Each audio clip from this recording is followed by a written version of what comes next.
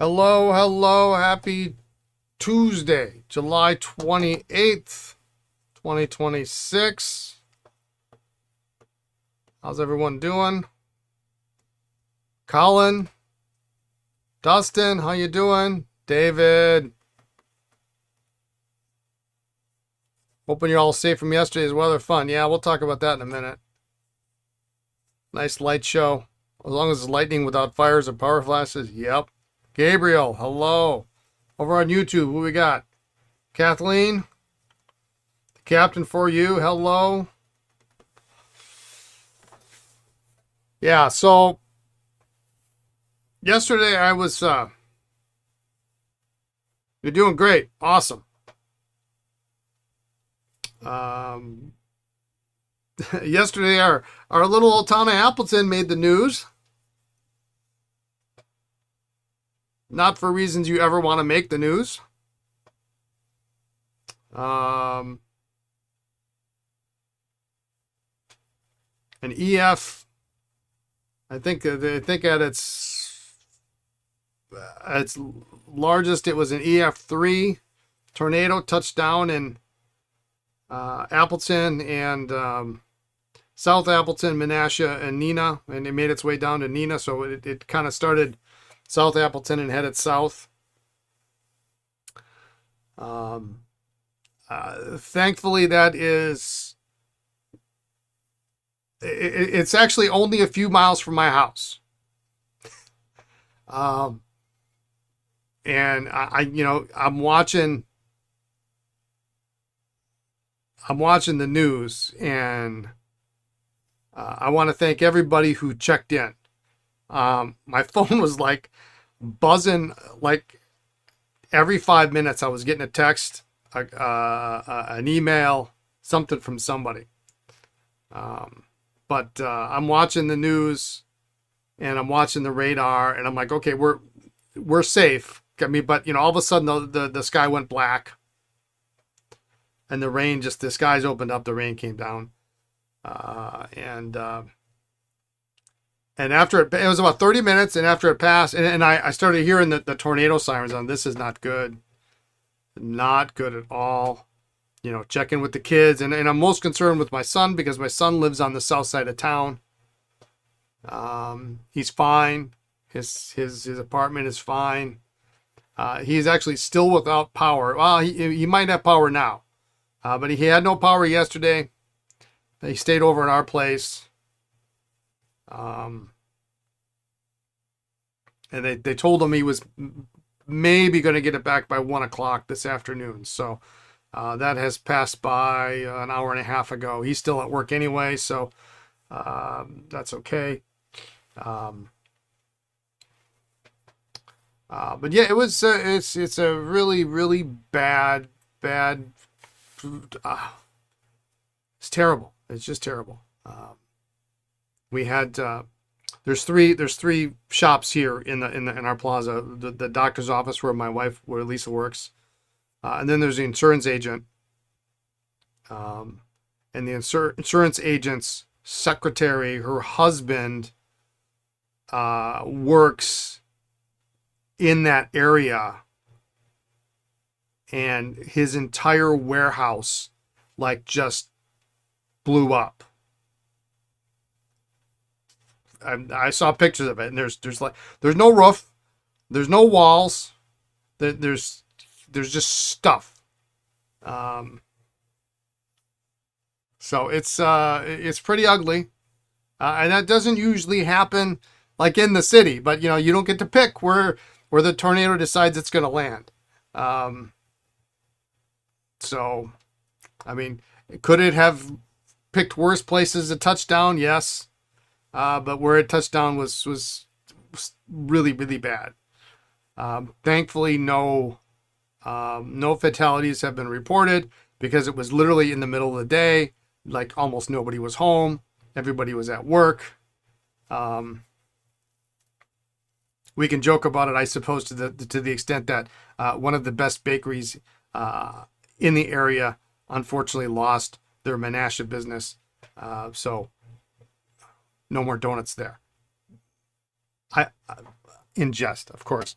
They have other locations, but a lot of people lost. I mean, houses were picked up and moved off their foundation at like a 45-degree angle, and then the roof deposited over where I don't know where the garage was, where the garage ended up, but the garage wasn't there, and the roof was there. So we had a lot of debris and stuff over by our place, and here over at the shop, it was kind of a non-issue. Just a lot of rain, and then it was, I guess, thankfully to some extent, it was in the 80s, so everything kind of dried up right away. But there are trees down, power lines down. It's just terrible. So, and I was already going to take a work day and catch up on stuff. And then, we lost our power here we only lost our power here for about it went off and it turned back on, split second. And I said, you know what? I'm not streaming today. There's no way. I thought maybe I should because, people were texting me and emailing and all that stuff. And I'm like, I got to keep track of, my friends too, make sure they're okay. And I just can't do this. This day not to repair pens. But we're good. Everybody's good. The kids are good. So that's what's going on here in Wisconsin. And there are plenty of videos and images online. You can see the wrath of whatever they're going to name that storm. So anyway, on the flip side of that, today has been monumentally fantastic.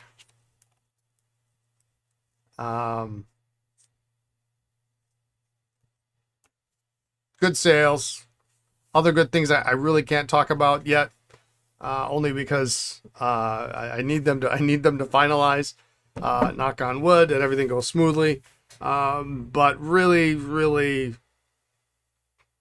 it's a good day. It's a good day, and we'll take all the wins we can. I'm going to push off the good luck onto friends and people who need it, because we got through yesterday, so I don't need any more luck. I can just push it off. So, all right, you were watching the radar and was seeing the storm merge. It was not a good feeling. Yeah, it was something. I hope that's, I hope that means we're good for like the next 10, 15, 20 years. I mean, I've never had a tornado that close. You received those fill counts, Colin? Great. Good. I'm glad you like them. I'm shocked at how many fill cows I've actually ended up with this year. So, is that 4 now? Is it 4 or 5? I can't remember. I think it's 4. And you were the recipient, I think, of all of them, if I'm not mistaken. Is it 5? Is it 5?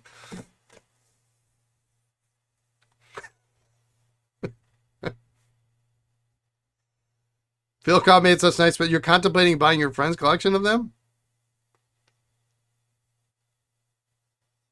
How about Crohn's? Too soon? Okay. Bought 1, then 2, then these 2. Okay, yeah. I can think of, there was the blue. There was, yeah, and I guess there were 2 more. The Crohn's are going to Mike. You give up.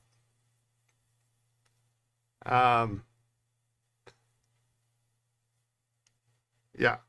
I can think of, I think the first 2 had like the small box, the little green box. I think one of them was like yellow and all sorts of colors. I forget what the other one was. That's right. There were 5. You think you might watch storm coverage and radars like you do the Tour de France?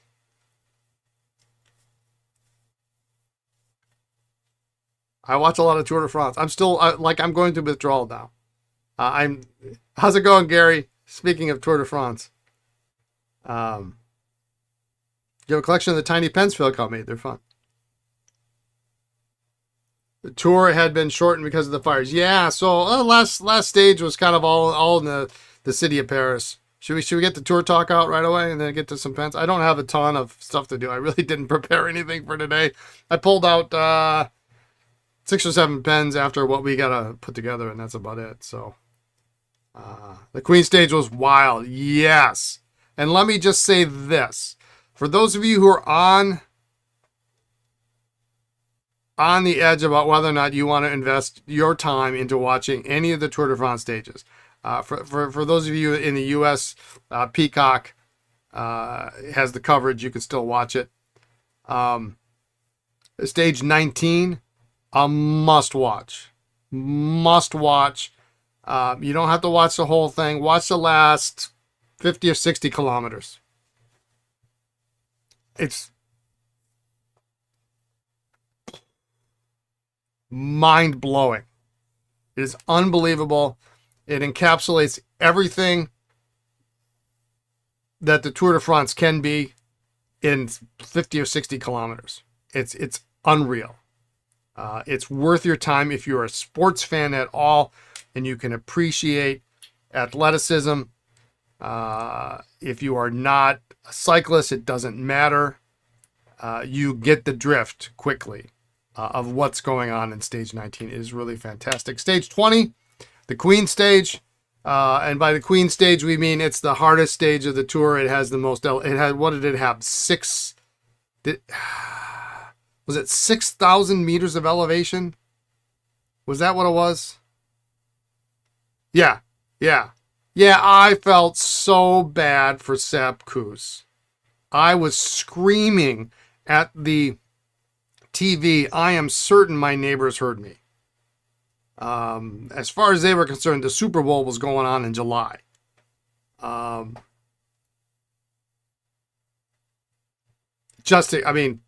It's just too bad. And he had a really good attitude about it the next day. I didn't hear if he had it was kind of late that night, so I watched the end of the stage and a little bit more. I didn't see if they had an interview with Sepp, but phenomenal. If I were going to watch any stages of the tour, I would go 19, watch 19, watch the final stage, 21. It's very short. You could watch the whole thing if you wanted, but you don't really need to. You watch the last hour. You get the idea. Mathieu van der Poel, what a champ.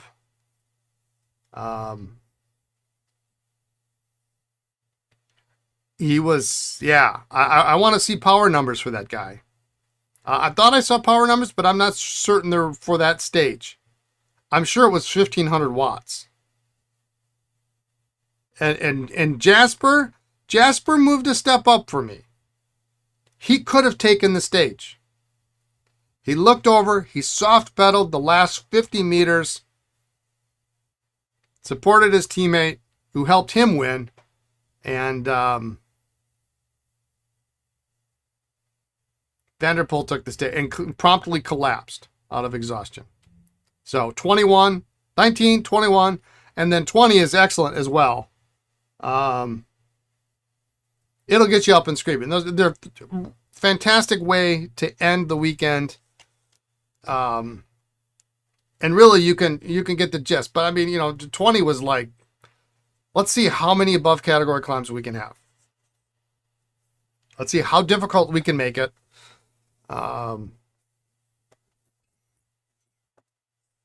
Really good stuff. Really good stuff. Fantastic tour.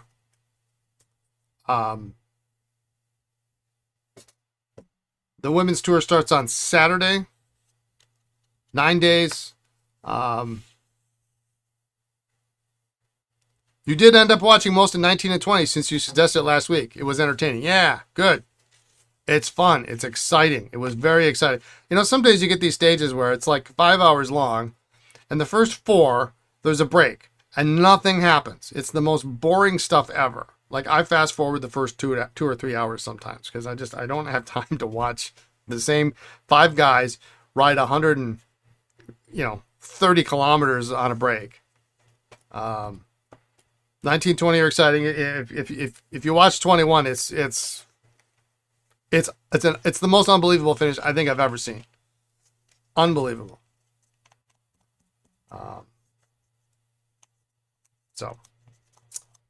Anyway, women's tour starts on Saturday. It goes 9 days. They claim Mont Ventoux this year, which I think unfortunately is during the DC Pen Show, which is next week. So that segues us out of tour talk for this portion of the show, since the tour's over, sadly. But we can talk about the women's tour next week for sure. It's sure to be a good race. I think it's the longest it's ever been, 9 stages. Did I mention Mont Ventoux? Skip the show and watch the tour. I love cycling. I'm not missing the DC show. I might watch it in the car while we're driving on Wednesday. I mean, it's only 9 days. I can't get that far behind. I'll watch Saturday, Sunday, Monday, Tuesday. I get 4 days in, and then I'll have 5 to watch when I get home. So no, I'm not skipping the show. I got stuff to deliver. So, all right. What else? Anything else? Did my cooler show up? My cooler did finally show. Well, so what we got this cooler because we're like, yeah, we're gonna have a cooler. We plug it in, keep our sodas cold and whatnot. And it didn't come, and it didn't come, and it didn't come, and it didn't come, and it didn't come, and it didn't come. So we canceled it, ordered another one, and that one didn't come, and it didn't come, and it didn't come. And then it finally showed up yesterday. And we were going to try it out last night, and then my son calls. He's like, I got to come over. I got to shower. I got to, like, okay, fine. So I might try it out tonight. I don't really know. It looks good. It's a little bit on the heavy side, but it's got its old compressor in it. So it's not, it's going to keep stuff cold, and that'll be good. Pat, good to hear you and your family okay. I'm on the south side of Appleton, and a lot of damage is not far from me. I still don't have cable or internet, but no other issues by me. Good. Glad you're okay, too. Scary stuff. And I felt bad about missing yesterday because I knew people would be like, they'd want to make sure that why did Brian miss on a Monday, All right. What do we got today? Let's do some pens. I want to get these done.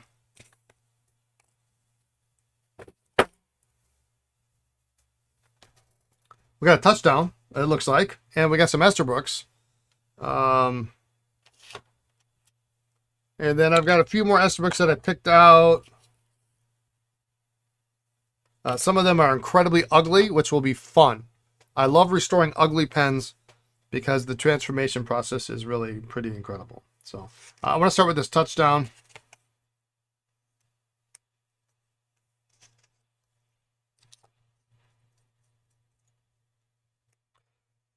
Only because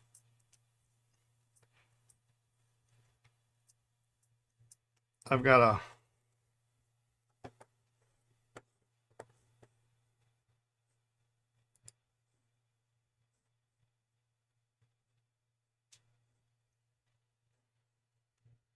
a desk set.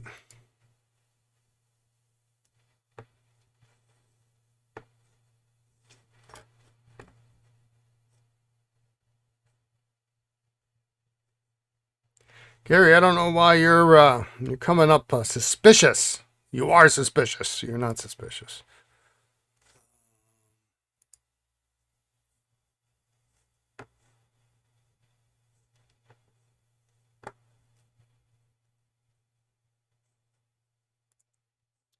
How do we undo this?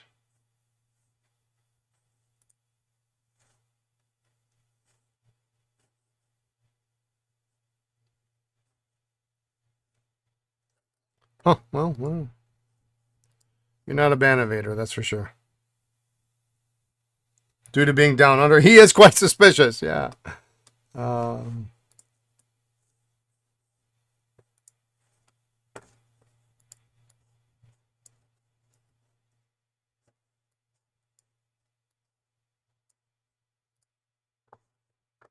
right, well. He's a good guy, I'll boss for him.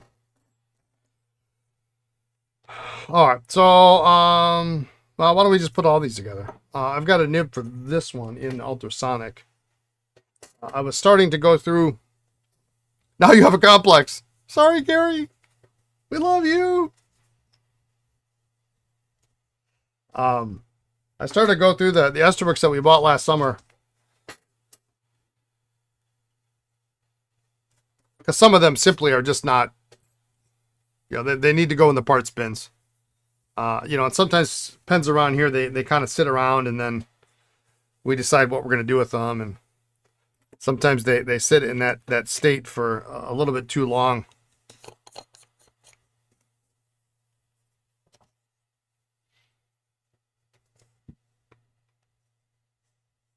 And it's just better that I sort them out. So I think tomorrow I'm probably going to, or maybe this afternoon, I really don't know. I am going to sort them out and at least consolidate them down. I have them in 3. I'm down to about, oh crap, there's another one. I was going to say, I'm down to 3 196 pen cases full of Esterbrook's that we bought. But that's not true because there's a 4th one on the floor over here.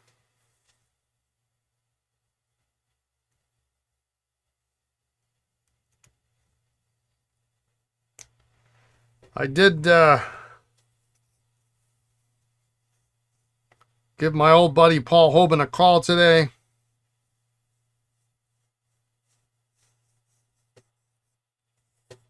And the phone just kind of rang through. So it still had his voice on the other end.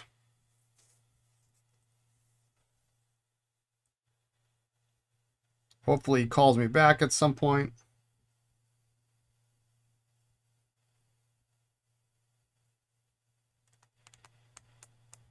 I thought he could use some good news.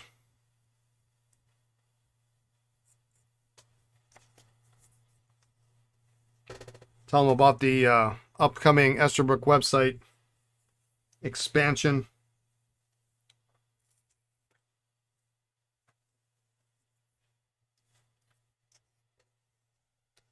Which is coming along swimmingly.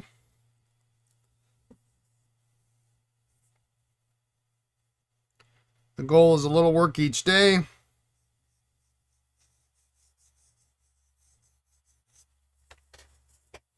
And maybe a little bit more on weekends.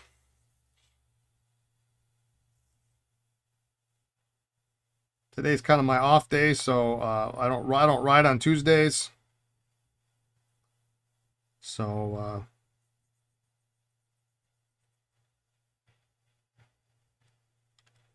I'll probably do a little bit more work. And the first 4 batches of the missing images have been edited and completed. So that's really, really good news. It was a lot quicker than I thought it was going to go. And I've realized that there are probably a multitude of additional pages I need to add for this expansion.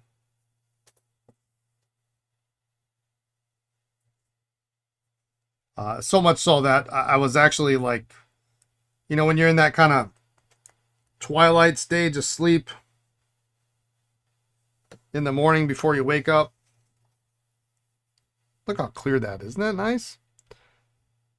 I was thinking about categories and menus and drop downs and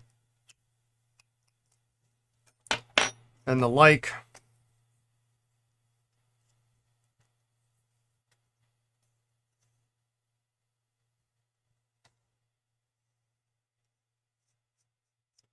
So it's all very exciting, all coming together nicely.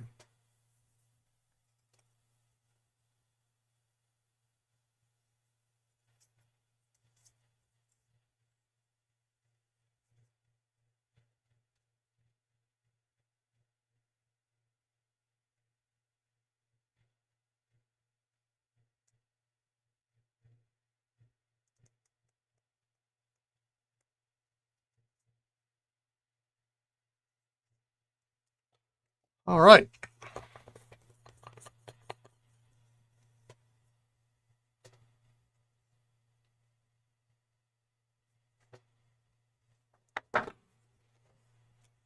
Let's test these guys out.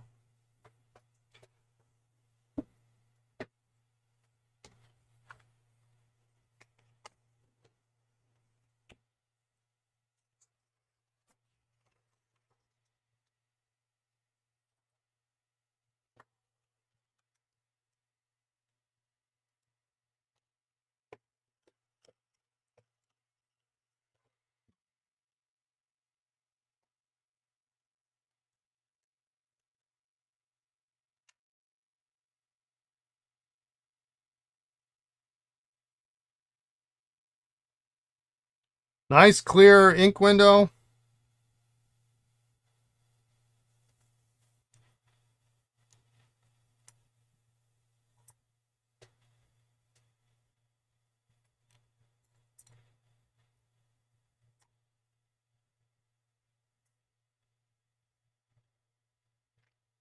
Getting a little low on the ink in here.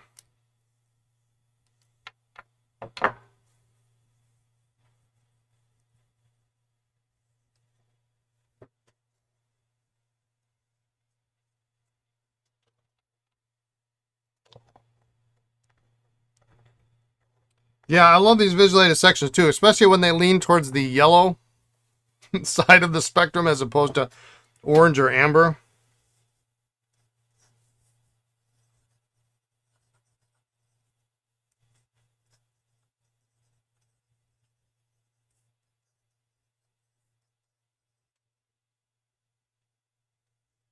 Boy, this is a nice.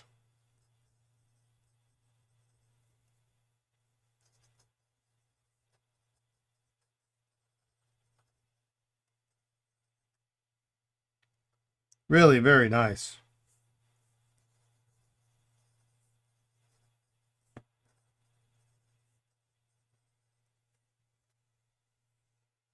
You need a drop guide, you're all safe. Yeah, thanks, Dustin.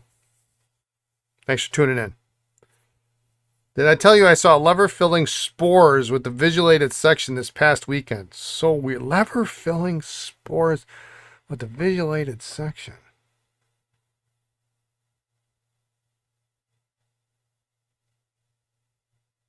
Have a safe trip to DC. Yeah, thanks. It's coming up soon, man. That's weird. Lever filling. I mean, I think I've seen lever filling spores, but with the visualated section, that is very strange. That is very strange. You have an Admiral with the super clear one. Nice. Yeah, it's a really nice. This paper is a little bit generous as far as line width is concerned, which I'm okay with because I like my nibs on the medium to broadside anyway, but it does make it a challenge sometimes to determine true line width if you're using something else. But yeah, this is definitely a medium. This is a super nice nib.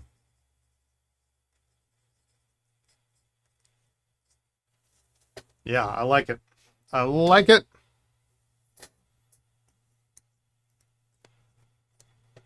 Yeah, I can't wait to go to DC. I think DC is going to be like really great.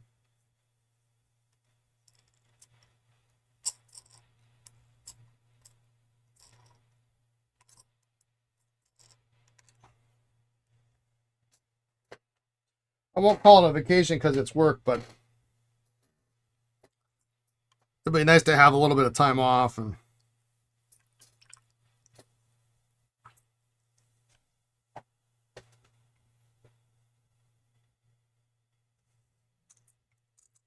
see some friends and get some business done.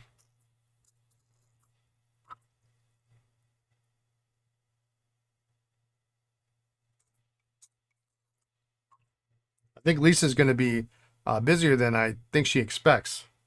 She's the one that's doing a lot of the schmoozing while I do the shopping, which, by the way, is not easy. It's not easy. I mean, you're buying for yourself. That's easy. Generally speaking. You always have to make those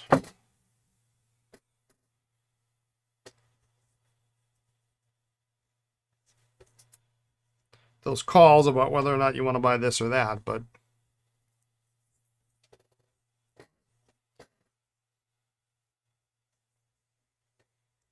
trying to buy stuff that you can restore. She was busy keeping me away from desk sets. You know, I just need a couple of you people, a couple of you fine people to spread the word and spread the love of desk sets to your friends. Doesn't have to be you, although that would be just as good. I need to move a couple of desk sets. They need to go out so that we can see this This flow. Desk sets in, desk sets out. That's what I need.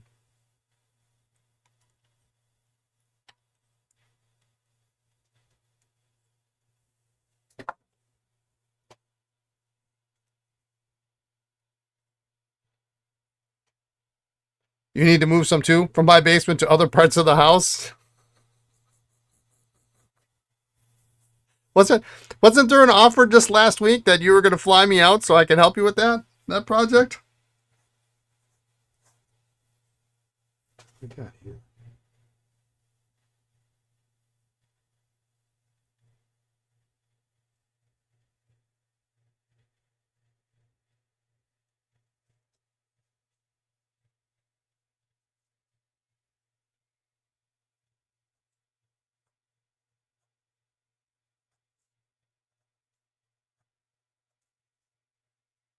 You made me need to move some off your desk. They're a handful. You may still take me up on that kind offer.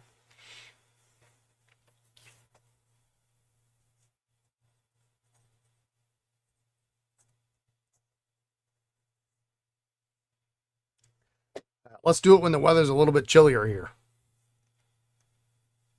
Which, it's could be 3 weeks from now for all I know. Country Green. I'm still looking for actual documentation of these stupid pastel colors.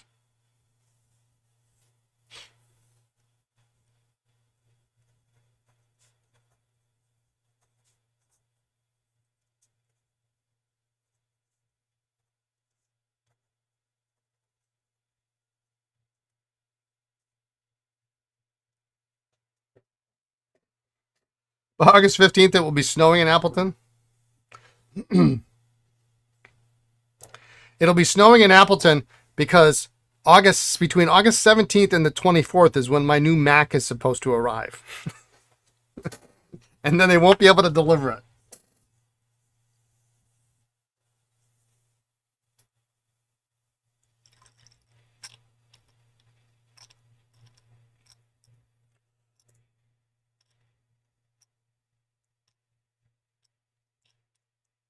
That was the other fun thing that happened on, Friday, I think. Thursday or Friday, I noticed that the iMac that I use for my shipping computer and general correspondence and pretty much everything other than what's going on here, was starting to be a little flaky. So I rebooted it, and I thought to myself, maybe I should mention something to Lisa. But I know how this goes. If I mention something, then she runs with it. I thought, no, I'm not going to mention anything. Then I said, you know what? I'm going to be the adult. And I'm just going to say, listen, I think I would like to throw this out there as a suggestion that at some point in 2027, maybe halfway through the year, we look at getting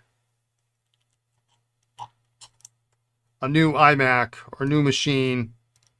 Because the ones I'm using, actually, both machines are late 2015 machines. So, I've had them now for 10 years. They still work. They're still doing okay. But, and within 10 minutes of me suggesting that next year sometime we budget for a new machine, all of a sudden, I'm looking at buying not one, not two, but 3 new Macs. One out there, one here by the bench. And we've got to have, Lisa's got to get a new laptop at some point. So we just get all 3. Spent the afternoon going to Best Buy to see if they had what I wanted in stock. They didn't. Bothering my friends. All to no avail. There was not a single, by the way, there's not a single Mac Mini available like Hardly anywhere.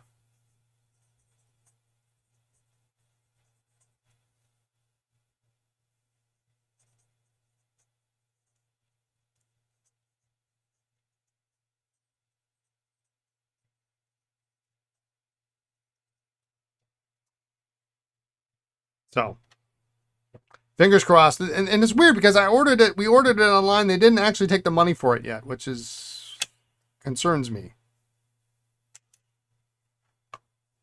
So.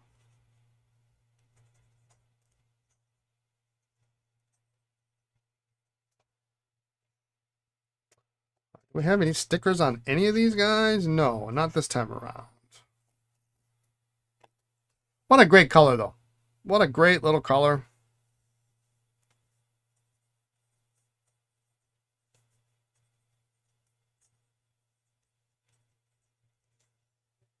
Nice find him. So, yeah.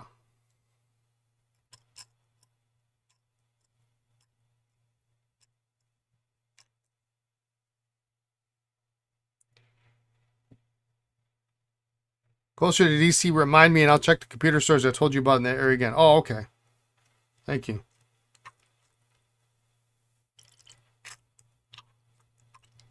So the funny thing is I'm going to end up with the monitor because I'm buying a used monitor from a friend because obviously with the Mac Mini I need a monitor that I'm picking up in DC.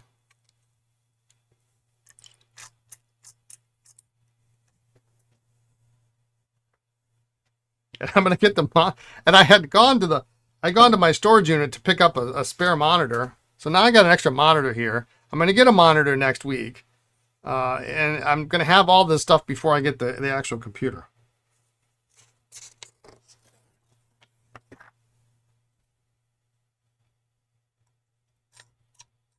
But I'm super cheap when it comes to buying machines. You'll make the seller of that monitor very happy. I think it's going to be perfect for what I need, and I don't want to spend $300 on a monitor. I mean, I was ready to. I think it's insane.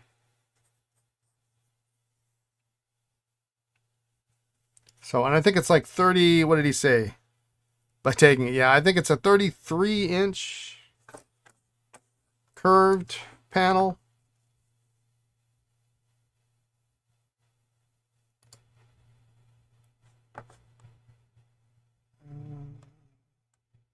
$32 3/8. So wider than my 27, which is all that mattered. We got 9550. This is what blue did we call this? We don't know what blue this is called. We just know the barrel is dirty here. Blue with the kind of purplish jewels on it. You're watching me on a ViewSonic curved. Yeah, I got quite the lesson in on curved monitors, and then read up on them, and then went. So the hilarious thing is, we went to Best Buy, see if they had the Mac Mini in stock. I was like, great, because it looked like they did. We looked online, they had it on stock, and I walk in, they don't have it. They're not going to have it. Peacock blue. Is that what they call it? I can't remember. I can't believe I don't. I should check the Esterbrook website. Maybe it has it on there. But it might not, which is one of the things I need to correct.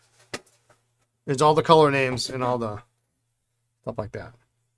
But that's a good color name for it for sure. We walk in, they don't have the computer.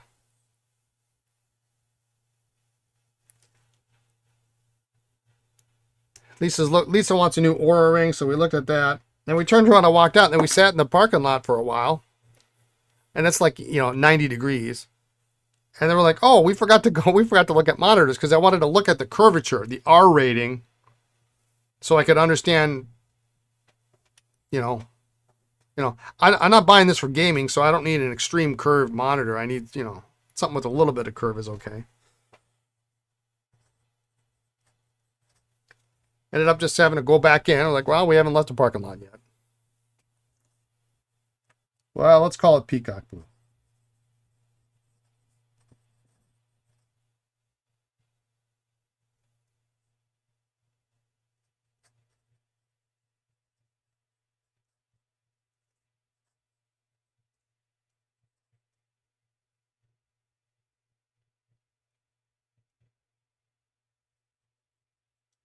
Nice fine nib, extra fine nib actually.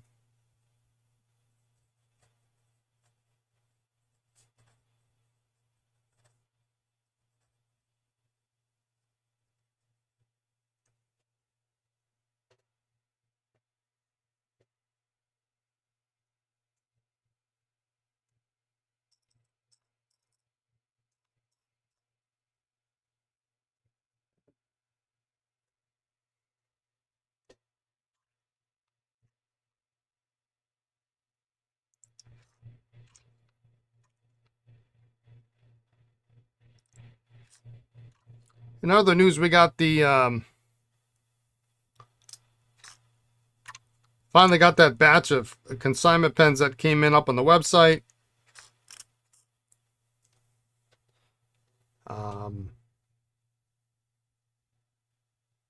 Sheaffer Nostalgia, that really super cool Sheaffer fashion and gold plate. All those pens. The vintage pieces, those were photographed today. Some of them already sold.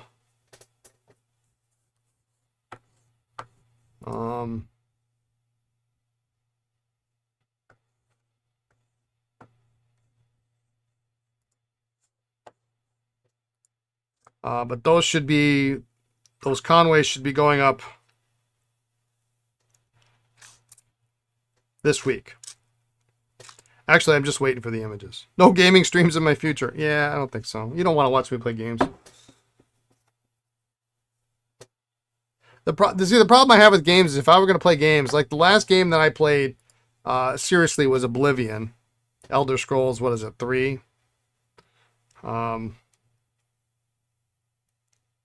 Really enjoyed it. I don't have, who's got time for that?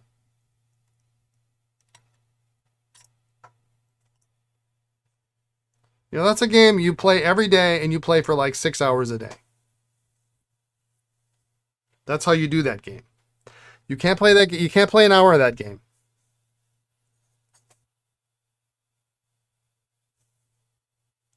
I enjoyed it. It would be super cool on that monitor. Maybe when I retire, I'll be like 85 and I'll be playing Elder Scrolls. Oh, this is nice.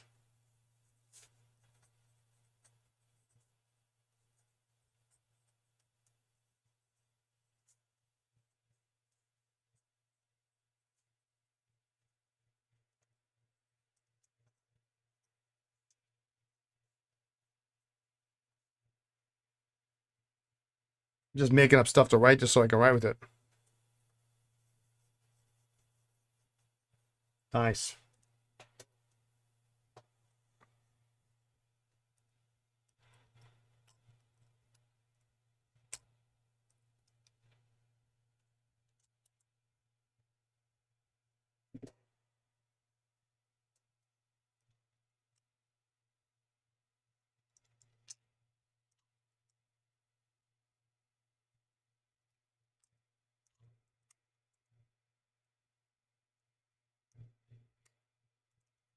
I really like how this... Yeah, we need to open this one up.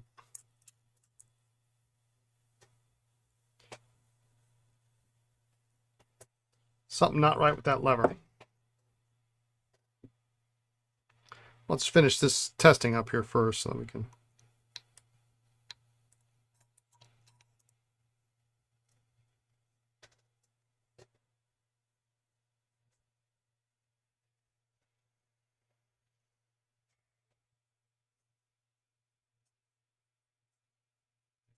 This is 1555. 1551.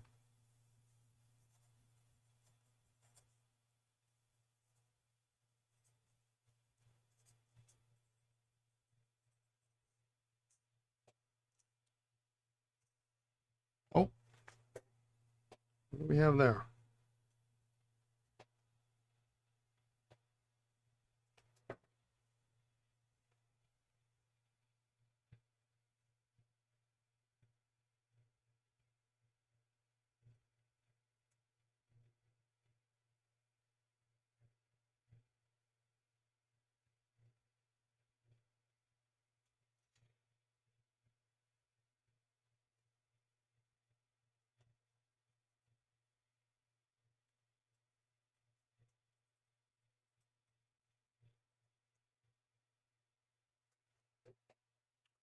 Why is that leaking?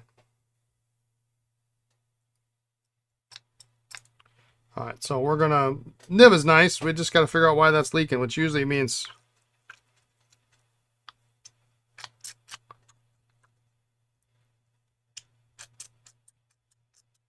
I don't know what that means. We'll just open these two up.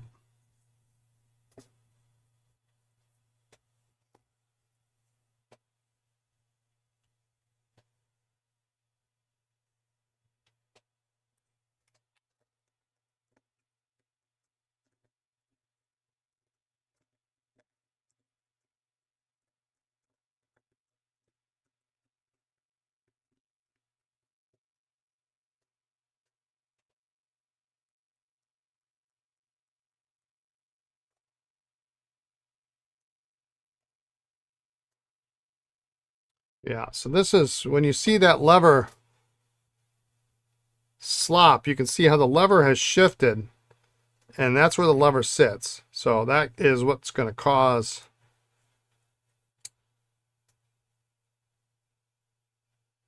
that to stay out like that. You blew your pen budget for the rest of the summer on an unused box and papers blue translucent Waterman Edson with L nib. That's broad for the rest of you. Coming to me from Italy. I wasn't the first to claim it, but I got it anyway because they wanted to please their best customer.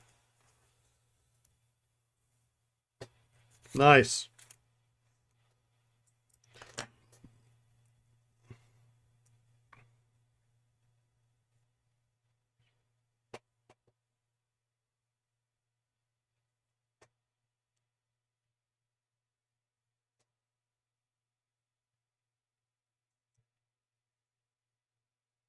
I guess that's, I should mention. So when we've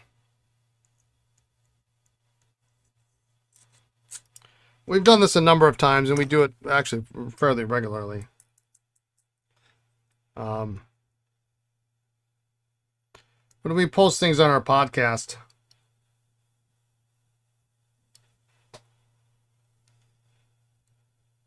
that aren't up on the website, if it's a Thursday show like they have been, like I go home pretty much right after the show. It's a long day. Lisa and I go home. Friday comes, I try to answer the emails. I answer the emails, those in order from which they were sent. So if you send something immediately on Thursday and I don't get to it right away, hang tight. I'll get to it on Friday or I'll get to it on Saturday. I'll get to it at some point. But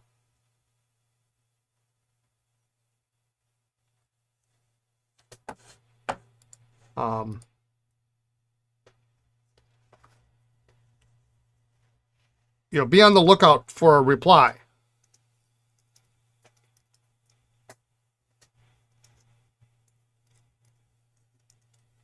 I had someone ask about a number of pens, and I sent them the information, never heard back.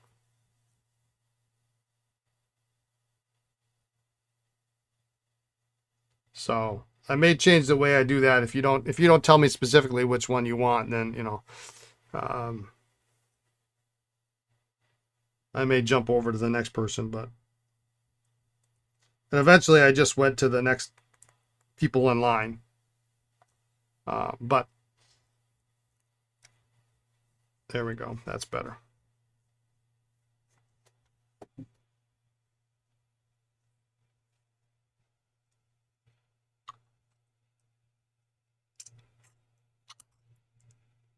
But when I try to keep my home and work life separate,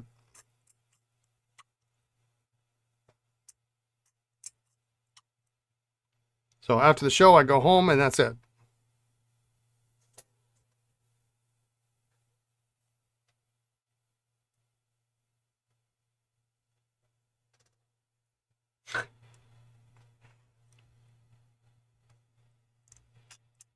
Who bought the fashion? Who just bought it?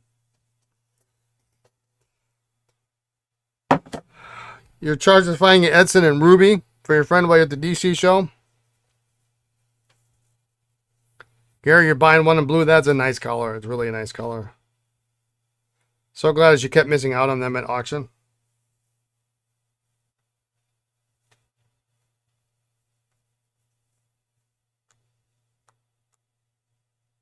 I'd like one someday too.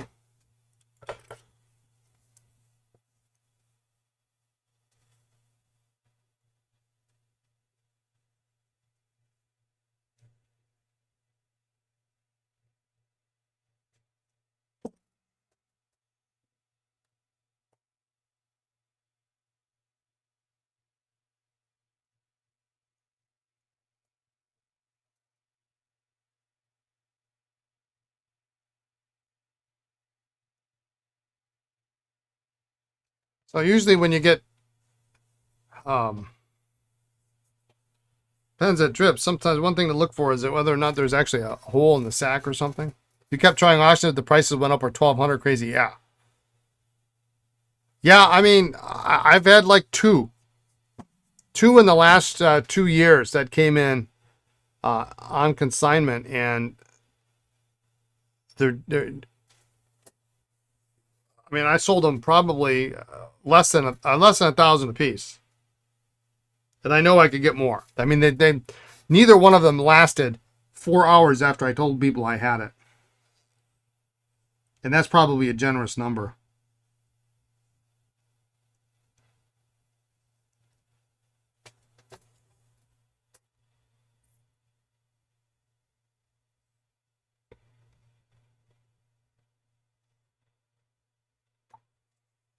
You blew part of your pen budget for the next month on a clock. It spoke to you at the antique store and that 50% side off said the right things. I get it.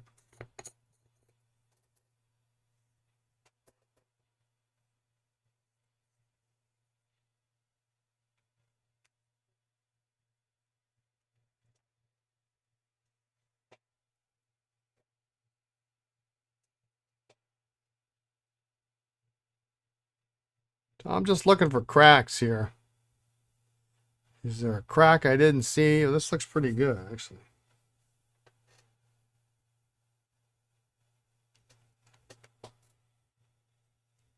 You're looking for 1 or 2 clocks still because you need something else to collect? Wish I'd have known that. I had a real nice one that I got rid of about 1.5 years ago.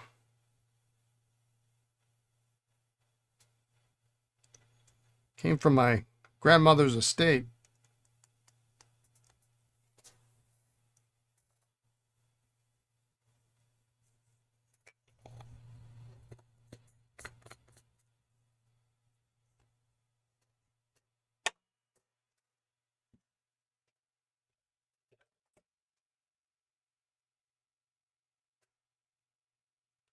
They made Edson in sterling silver.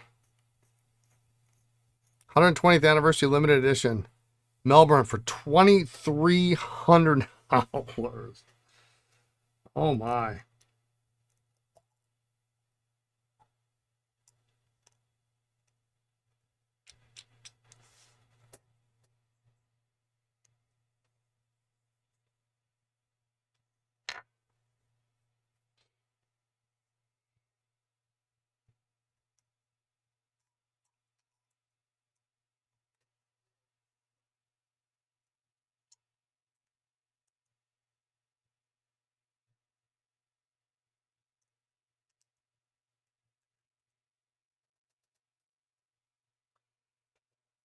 I remember the last clock that I bought.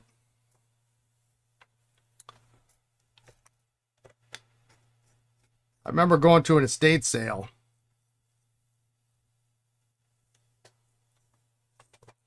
And there was a grandmother clock. Too small to be a grandfather, but a grandmother clock. Decent size. It was kind of in pieces. Does it work? Oh yeah, it works great. That's what they told me. It's okay, fine, whatever. I forget what it was, $100. Get it home.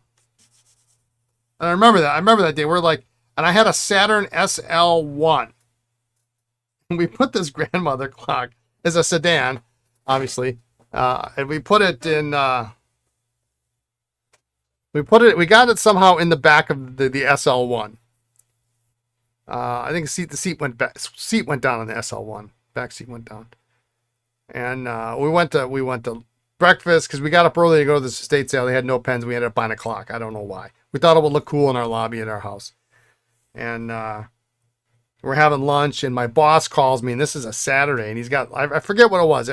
Somebody needed to be fired, or something. He got locked out of the building. I forget what it was, because we had this automated system where you use a a key card to get in, and it wasn't working, so I had to log into the system from my phone at the time, which was nothing short of amazing technology at the time.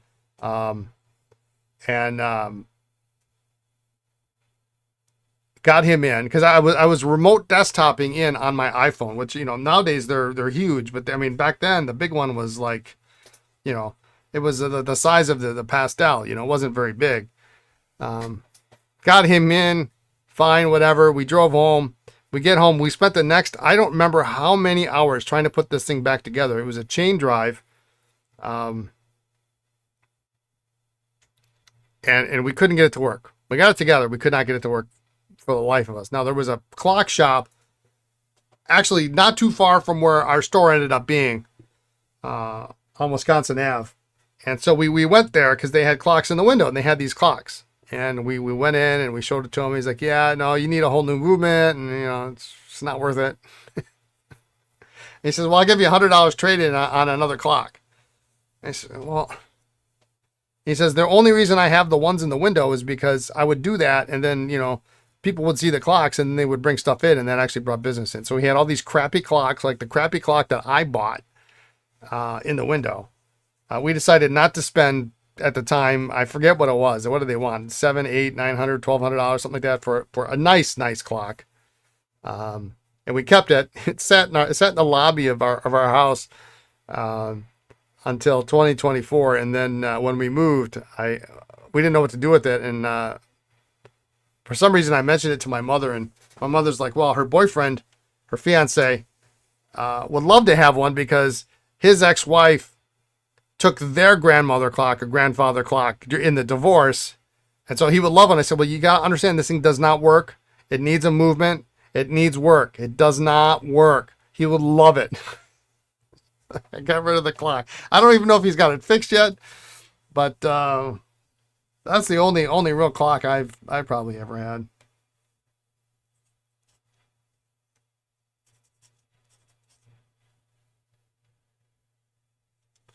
The other half hates all the clocks, but I like being able to tell time from wherever you're sitting. Oh. That Geochron is amazing, by the way. And I regret that I probably was not there long enough to understand the complexity and the awesomeness of it, because I would imagine throughout the year, you can look at that and then like really, especially when it gets to be like daylight savings time and whatnot. I bet it's really great. All right, we did absolutely nothing with this and tightened up the nib, made sure there's no holes in the sack. We're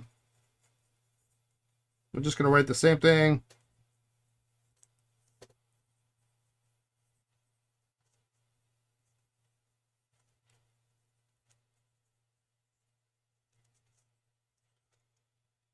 Could be there was just too much flooding in the feed.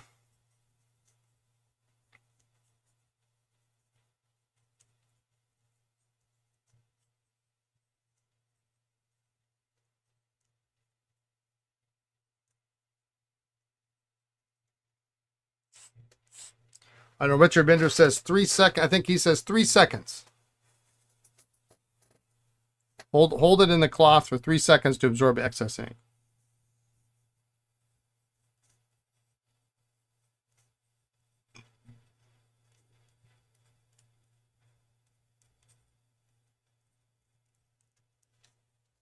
Oh, it seems fine.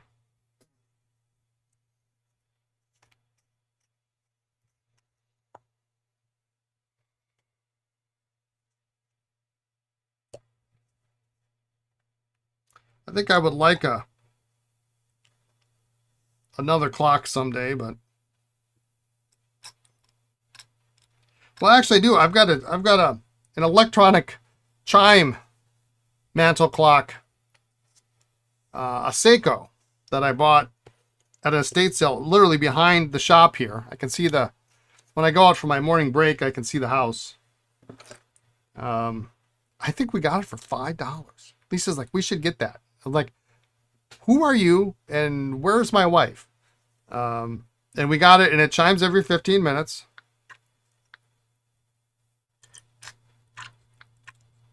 And it's lovely. I mean, it's electronic. It uses D batteries, but whatever, you know.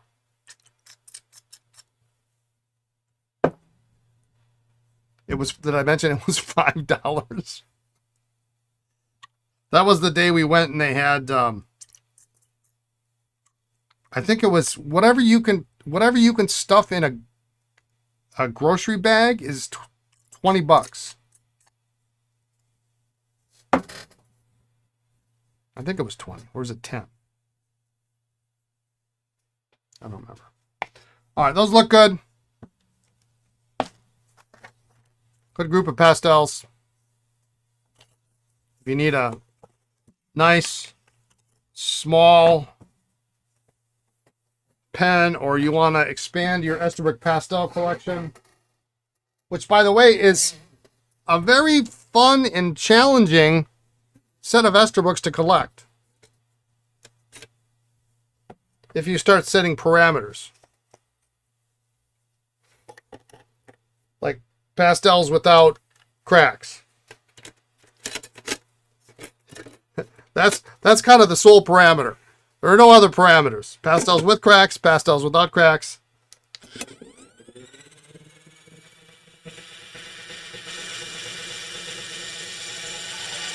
Crafty Spider, thanks for the follow.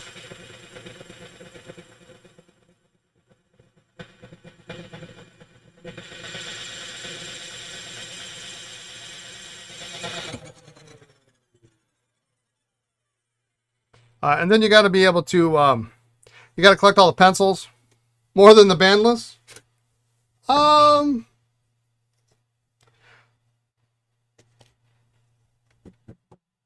mean,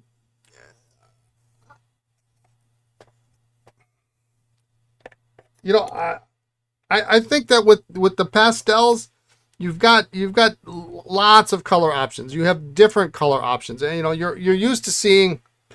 With bandless, you're like, okay, well, this is the standard 6 colors in the J series. You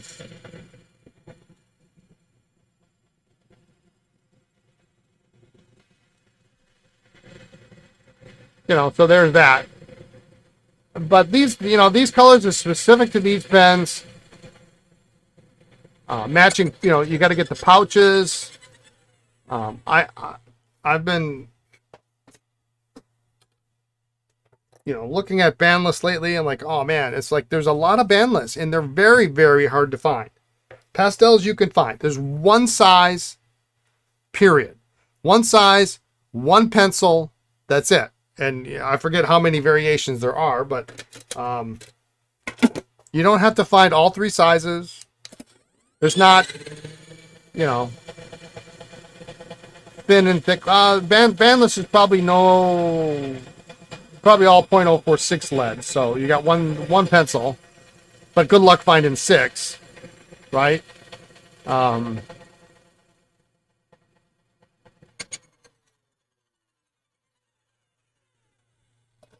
I'm starting to believe, and I'm not certain on this, but I'm starting to believe, I'm not completely convinced that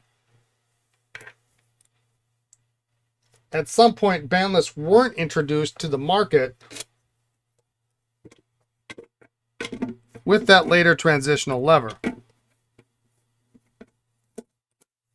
I'm not 100% certain. I've always been of the idea that the bandless were only of the earlier style lever. That Dimples Universal cleaned up quite nice. Good. That's an early pen. It's an early pen.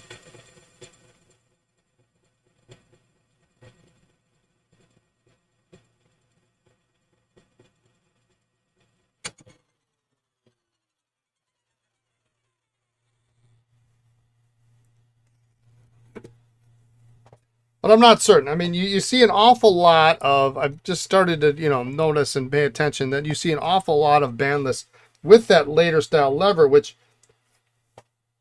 I've always assumed was a case of a replacement, but I'm starting to, I'm realizing, like even today, I'm looking through my pens and I found another black bandless with the wrong lever.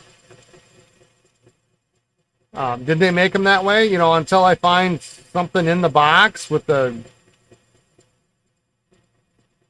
note. I don't know. Original.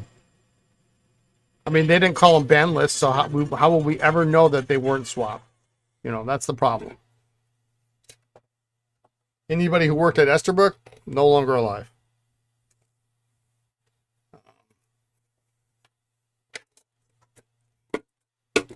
But the only way I'm collecting them is with that non-ribbed lever.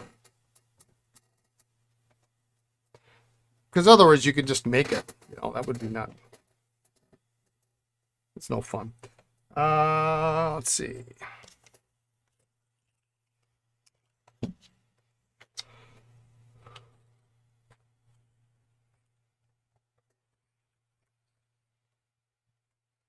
You'll be back in a bit. Someone needs to find a few dozen boxes of papers or corporate minutes that answer every question. Oh, no. I tell you, one thing that's interesting is working on the Esterbrook site is making me painfully aware of. I kind of stopped collecting Esterbrook a long time ago. I sold off a lot of stuff last year, and I bought most of it back. Been able to find. I mean, we bought 500 pens, so I mean,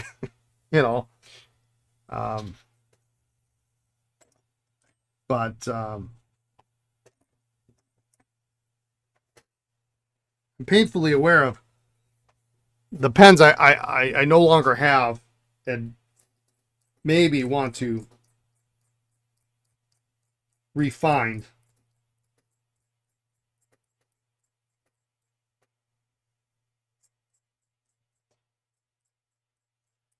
I'm just sharpening my toothpick here.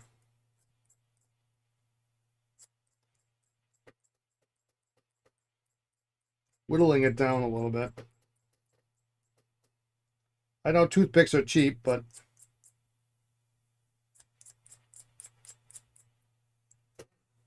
it's a perfectly capable toothpick. If you swap the lever into a transitional body with the right imprint, would you know?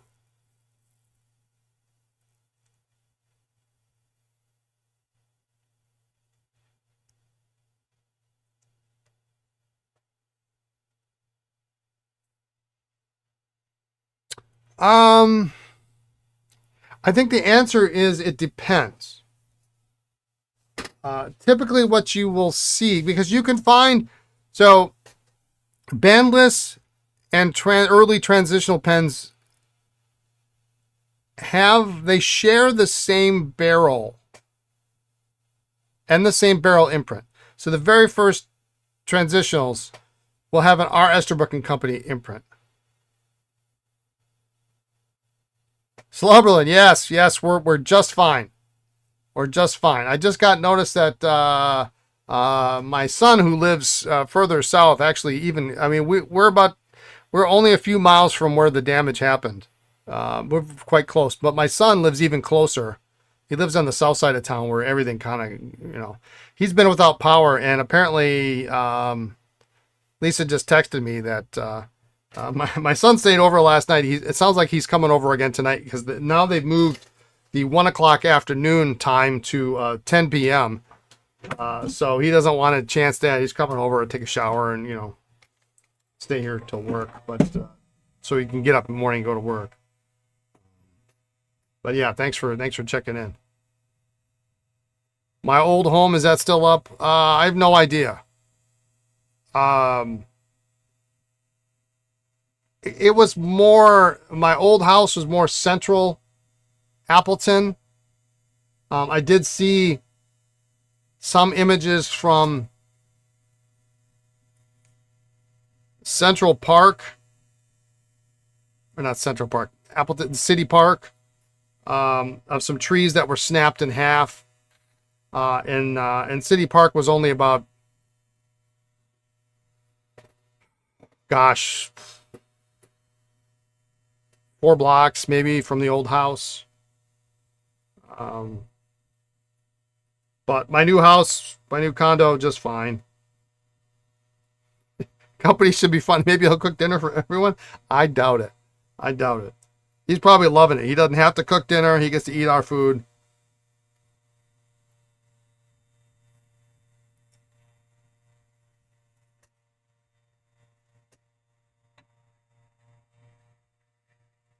I think if anything, the cats like the extra attention, which means we sleep better because they're not bouncing all over the bed trying to wake us up and do whatever.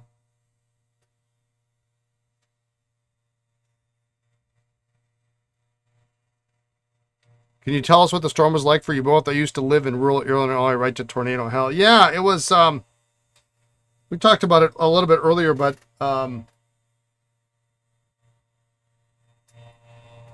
we moved actually to the east side of town.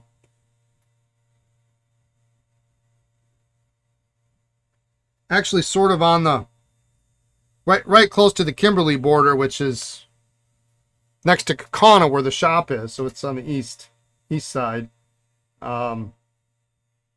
Really didn't get much action at all, but at the shop here, all of a sudden it just got, it got dark, it got black as this. It was like night. It was really pretty freaky. I had a UPS delivery right in the middle of it all, and I swear the guy was a little freaked out. He's like, "This is the worst it's ever been." Like, well, don't drive, be safe. But we didn't have to do anything here. Thankfully, we heard the sirens, but we didn't have to do anything. But it hit mostly. It touched down kind of south of, actually quite close to where our first store was, which was on College Avenue in Appleton. And it touched down just south of College, on the south side of town. And then proceeded to head almost due south through Menasha and Neenah, where I used to live. And then onto Oshkosh. But it's a complete mess.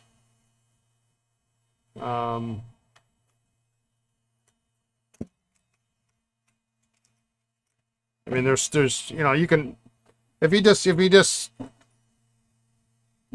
look it up, you find all sorts of videos and stuff on it online. But we're okay. I know if this is like the only way I'm ever going to see my son. He's going to have to be a tornado where he's powers out. Thankfully, he doesn't have any pets. You feel so bad for those ones. Yeah, I do too. And it's like, you look at some of those houses and they're old houses too. They're old, not, you know, um, they're not big, expensive houses that were made recently. They're just older houses, and they came apart like nothing. I mean, the one I still sticks in my head is there was, there were houses, and there's a house here, and then the house next to it is like this. It got picked up and it got moved off of its foundation, and then the roof is over here where the driveway should be. Yeah, matchstick. It's just nuts. It's nuts. But I did get a little freaked out. It was about a half hour, and I got a little freaked out, and I got in the car and I drove home. And Lisa saw me. She's like, she eventually called me like, "What's going on?" I'm like, "Well, I had to go check." The cats are like, "Oh, something going on." You love the gray and yellow Esterbrook. Yeah, man. The Aloha Gold. And the gray. These are available too. So if you're interested, you can shoot me an email. We can talk. So these guys are done. Another dust set for this week's show.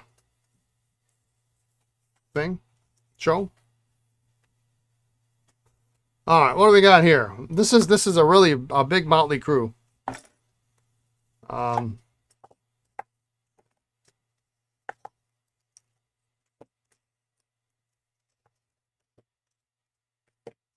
These are incredibly ugly. This one I think is parts, but I don't like having dirty parts, so I'm going to clean it anyway. This is hard rubber, and it's just nasty, and I have to clean out my Dr. G's anyway. I think, and I won't know until I clean it. I think there's actually a crack in the barrel. It could be a scratch. I'm not 100% certain. But this is a very early Esterbrook, 34, 35-ish. Here's a nice slender hard rubber. I mean, it needs help. It needs a lot of help. A couple of nice dollar pens. I don't know why these aren't more popular. I've never been able to figure that out. You compare these to a full-size J. I guess the J is a little bit bigger. They always felt a little chunkier to me because they're not tapered. Nice size. Elegant, So why am I restoring these? I don't know, because I think they're nice. The red is nice. Isn't that red nice? Nice imprint. You like the style of the dollar pen? I do too. I really do. Especially all the cool variations you can get, especially in the early ones with the clip that goes in and the variation that goes in between these two. When you were in your 30s, you witnessed a barn implode by a tornado. You called my mom, and I told her a tornado. I told her a tornado at 10. She always told us no tornadoes at night. I said, "What the hell?" She said, "Oh my God, Carol, we told you that so you kids would go to bed."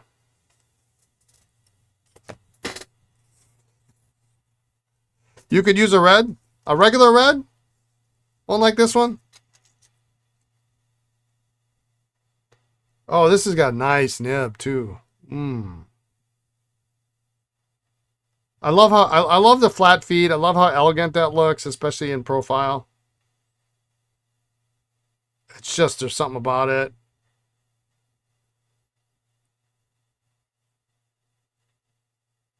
And it's a 2788. Hard nib to find with a flat feed. Really, really hard nib to find. So we're gonna Dr. G's these two because I gotta replace that solution anyway. We'll do these two. These are beautiful. These I picked these because I love the color on these two. This one especially. Oh, it is USA. I was gonna say I almost suspect this one could be English, but it's not.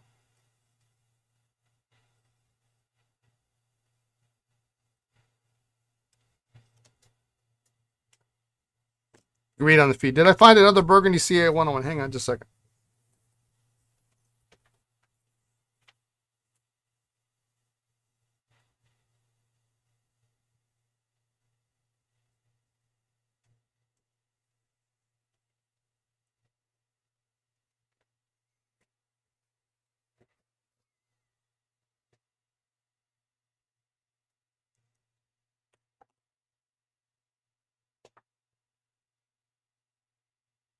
This one?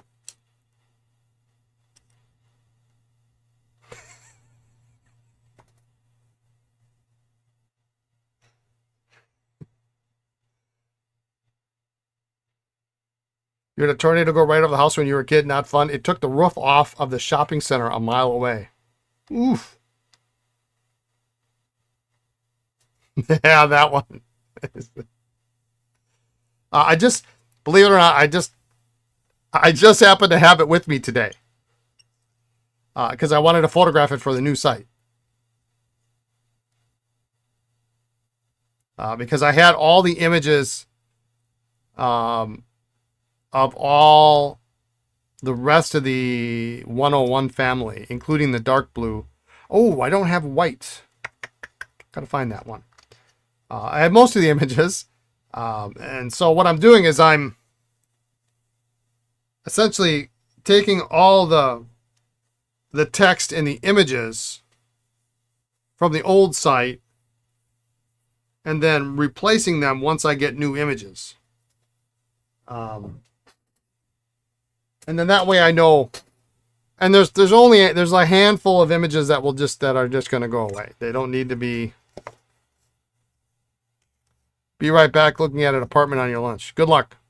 So some images don't need to make their appearance again ever. They'll be available on archive.org, I'm sure, if anybody really cares that much. But this doesn't look right. Look at that.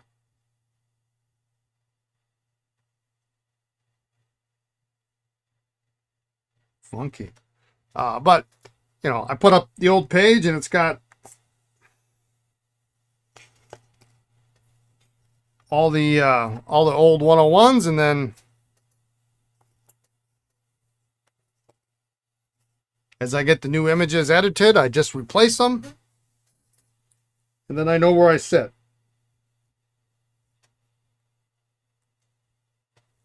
So it's a very cleansing experience. If I ever sell it, of course, let you know. Yeah, it's not for sale, unfortunately. I mean, if you want to hang out for like another, I might sell it in 30 years, maybe.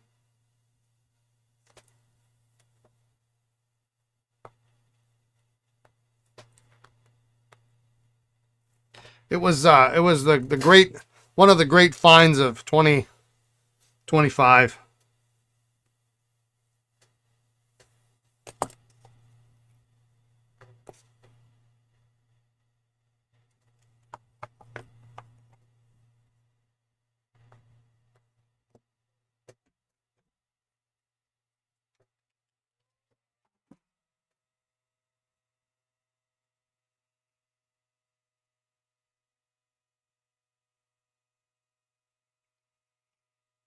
This is full size, actually. Yeah, I like the color. I thought it was nice.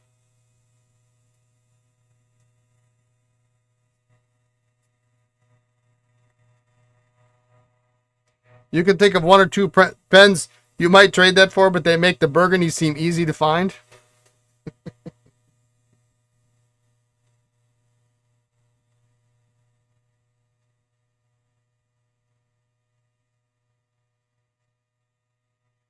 Yeah, I imagine at some point there might be a downsizing. But I already did that, so.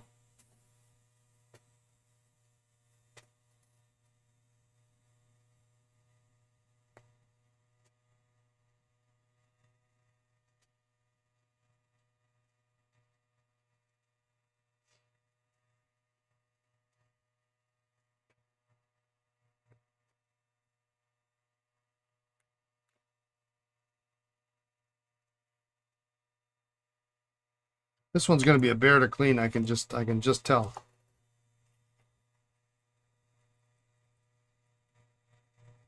Prototypes are not the kind of thing you downsize. Nope. I don't even know if I call it a prototype. I mean, I don't know what it is.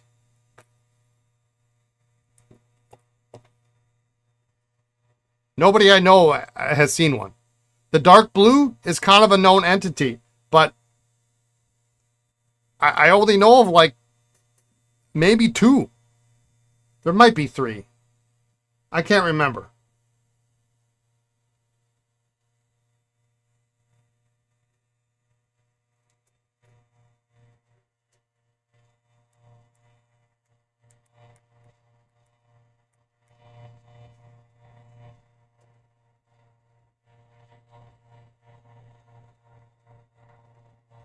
You know, and it's one of those things where it's like it's an A101, so it's not worth a ton of money. Or is it A101 or CA1? I can't. CA101, I think it is.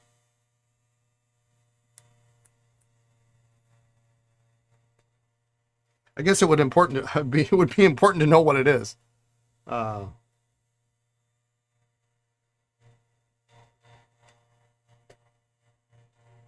you've got the dark blue. Okay, yeah. So maybe there's, you know.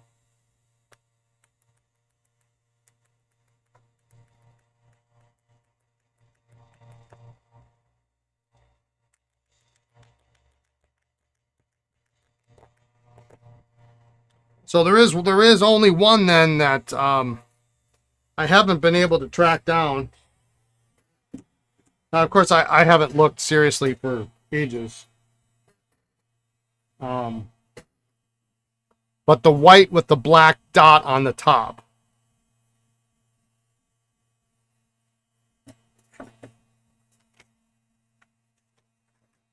I have the white with the red. But there's a white with black, apparently.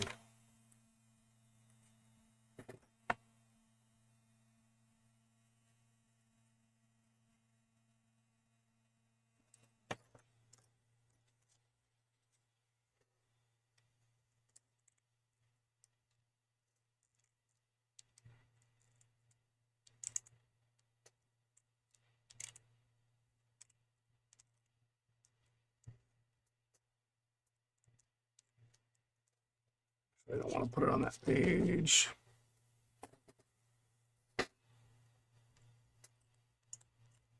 So if anybody's got the white CA101 or A101 with the little black dot on the top that wants to get rid of it, let me know.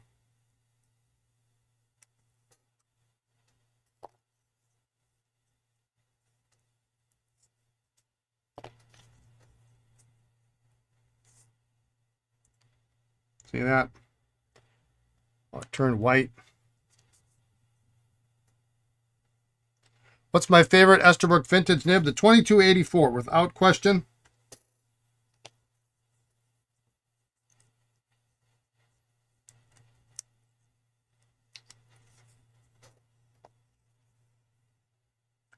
It's just such a great writing stub. Look at that. Those all came off easily. Do I have one in here? Sitting in here somewhere?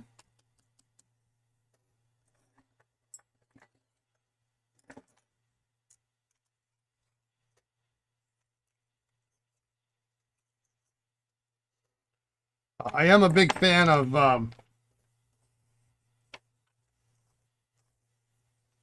believe it or not, it's something as simple as the 9668, 2668. You like the 2048?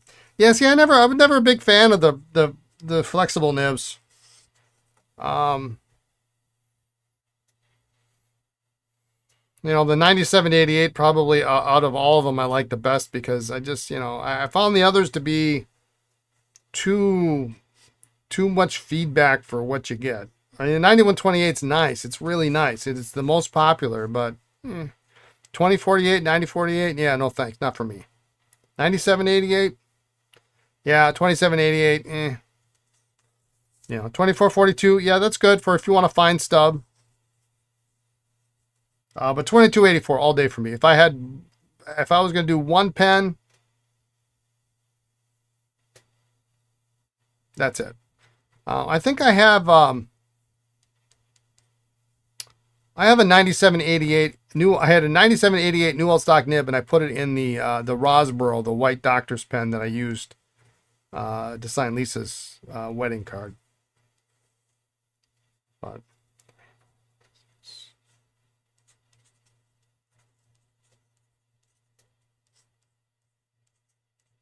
I always found the 2968, 9968 broads were a little underwhelming.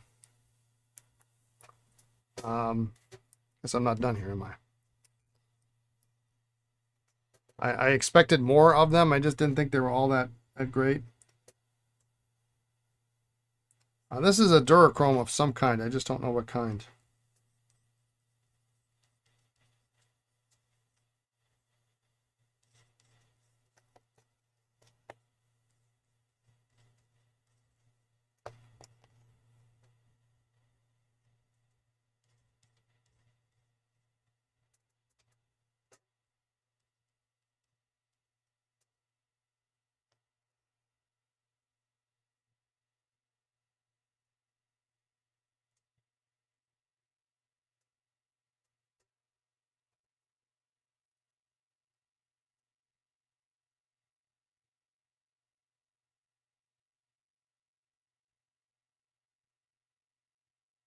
I think this nib is probably toast. Looks like it's got indie ink on it.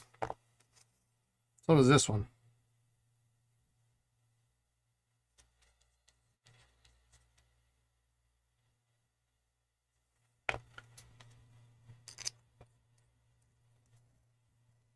$26.68 your least favorite of all 32 nib choices.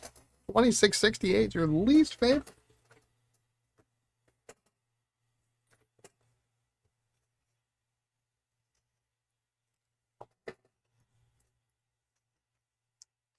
You know what's a real good underappreciated, not under, is the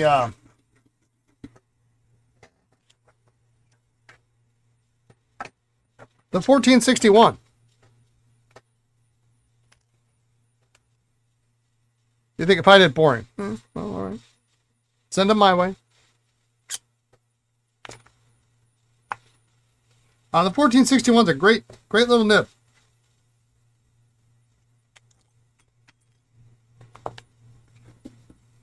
Well, that doesn't happen very often. Tray just came right out.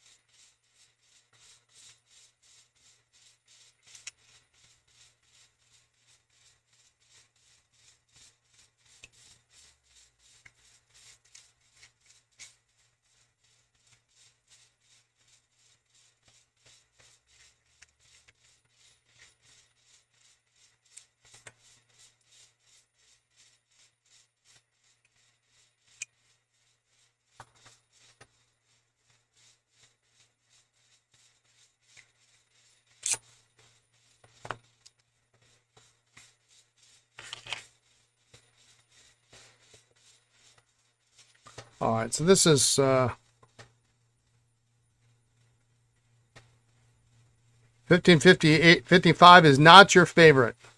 You agree with the 1461. 1555 are always bad when you get them.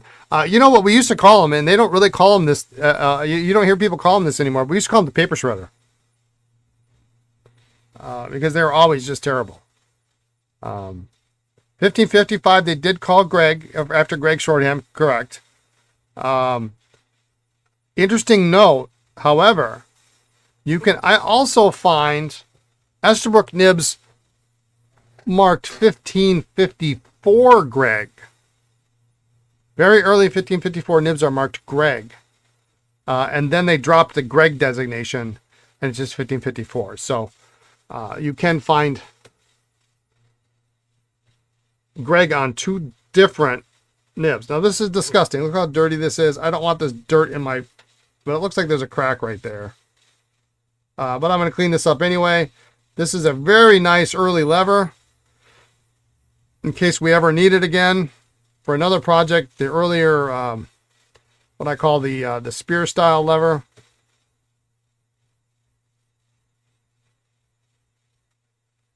They're very thin, but durable. So we're going to clean it up.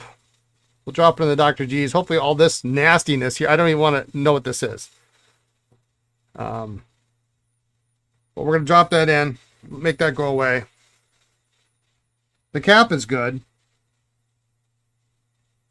as far as I can tell. But I might have another barrel for it somewhere. And this is a Model A, which are actually pretty, a little bit harder. Harder to find in this size. Did you miss my talk? My talk about what?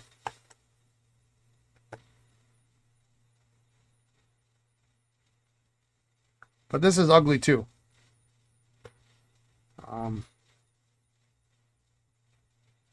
This has the later style lever. So we're going to see if we can get all these parts in the Dr. G's. And I've had this for a long time, and I'm starting to get some sediment in the bottom, so it's really getting kind of nasty, and this is really...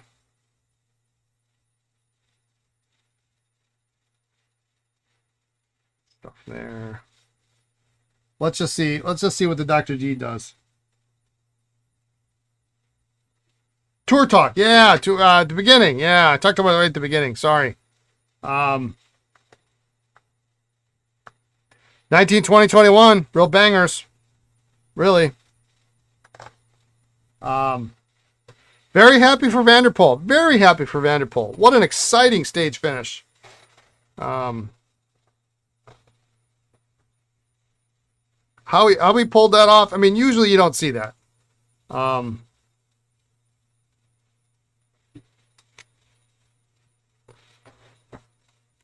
You know, the brake usually just gets swallowed up. Let that sit in there. I got this charged up.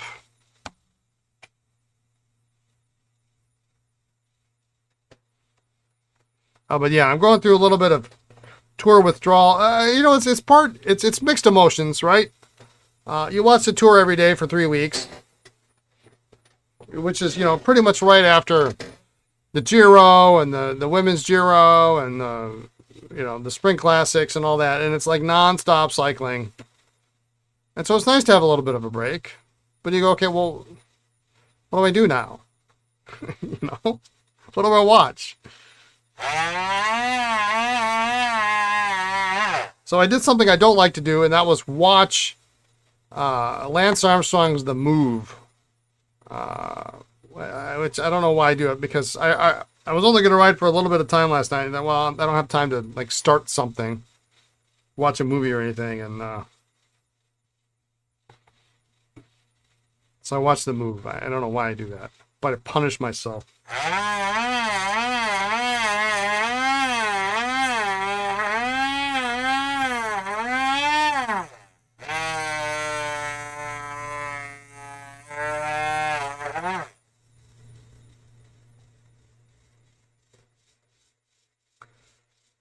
You have a recommendation from me? Ted Lasso is back on August 5th.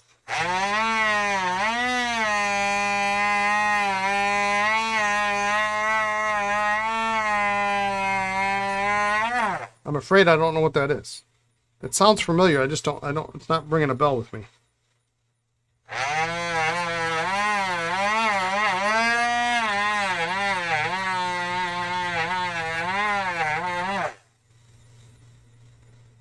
Is that a series?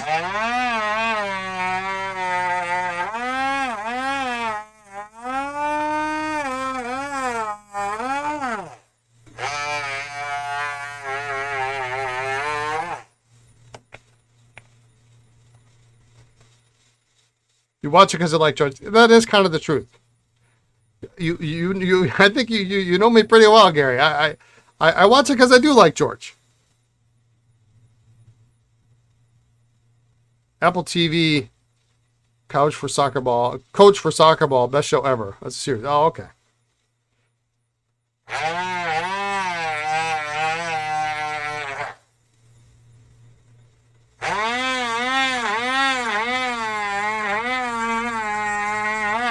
I've always been a big fan of George Hincapie. You know.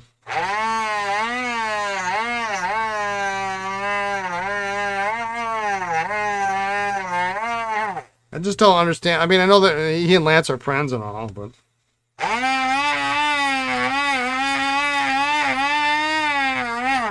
it's almost like it seems like he can't do anything without Lance's approval. You know, it's.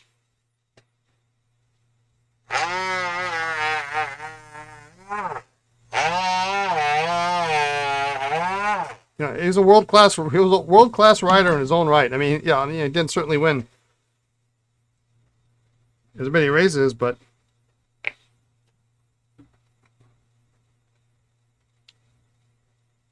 17 Paris-Roubaix.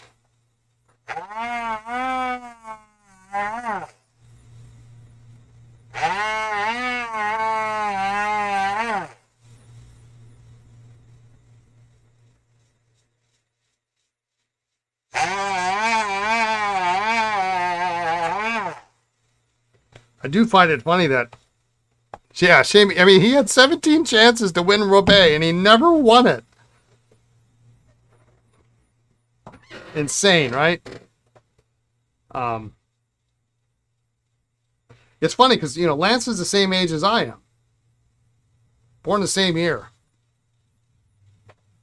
I gotta say, I think I look better than Lance. Lance looks rough, and... Now, he's got more hair than me, but...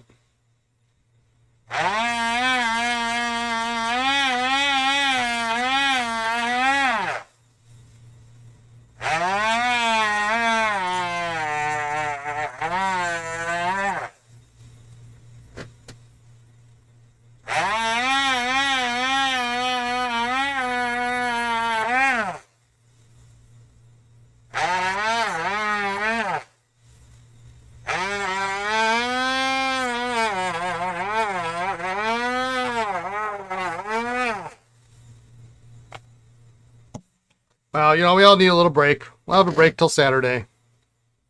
I'm not ruthless like him. Yeah. That'll probably age you a little bit, right? I could be ruthless. I could be ruthless. You've never seen me knock over an old lady to try to get to a Esterbrook Diplos set. Lisa still tells that story.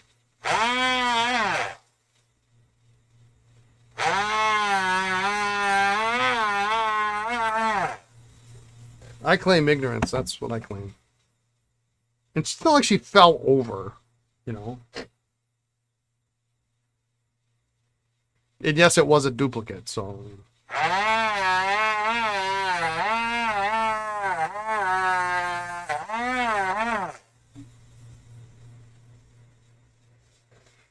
Just watch him at DC, take no prisoners.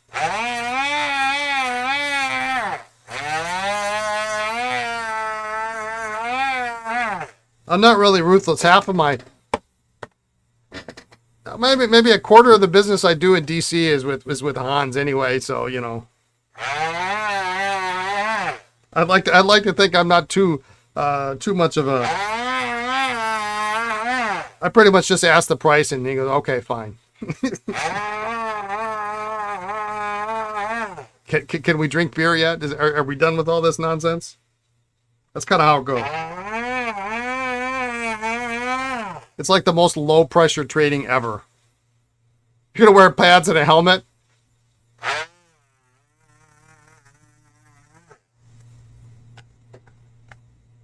Hey, if there's an Esterbrook Deluxe set, man, there better not be anybody in my way.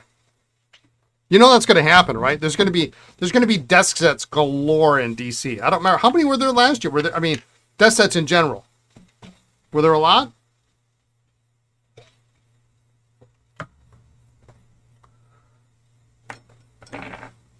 Do I want to know? I mean, I have no clue. I haven't been to DC since... Not a lot last year. What I really want is I've got like very little response for was I posted on the boards last week were those original Parker trays. I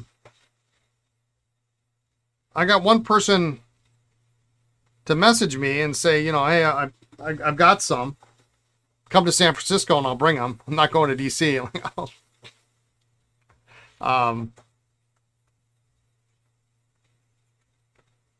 So we'll see what some extraordinary European desk sets. Yeah, I don't want to get into that. Pelican and Omas. Oh, I don't need those. I don't need those. There will be more this year as they know I'm coming. With extraordinary prices. Yeah, I don't need that. You know, you gotta, you know, as Clint Eastwood said, you gotta know your man's gotta know his limitations.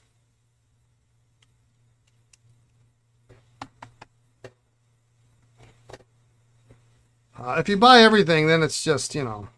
I'm gonna throw these in there too.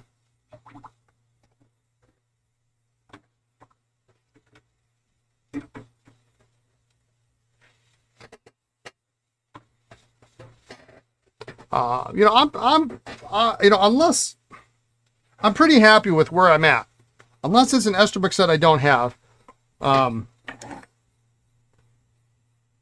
will probably not be looking for anything for myself for sure in terms of desk sets. I got nowhere to put them right now.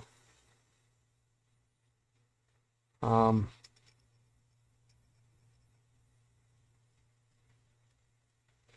I'm kind of not, I'm not in a position yet to, and I've been trying to look for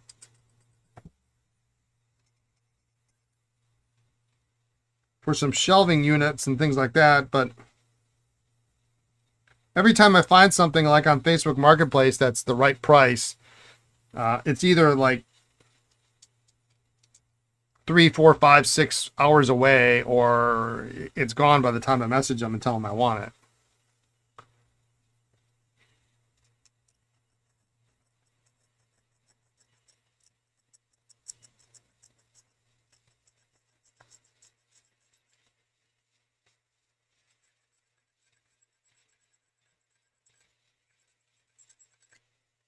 I actually thought of maybe going the cheap route and getting some IKEA shelving or something, just as kind of a temporary stopgap, so I can get my boxes off the floor.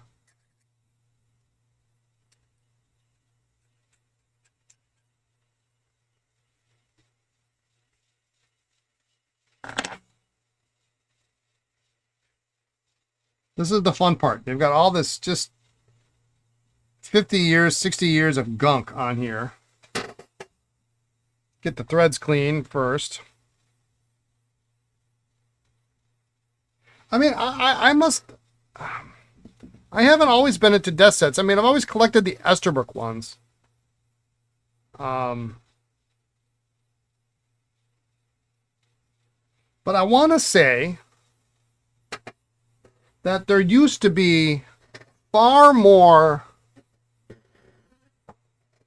desk sets at shows than there are now.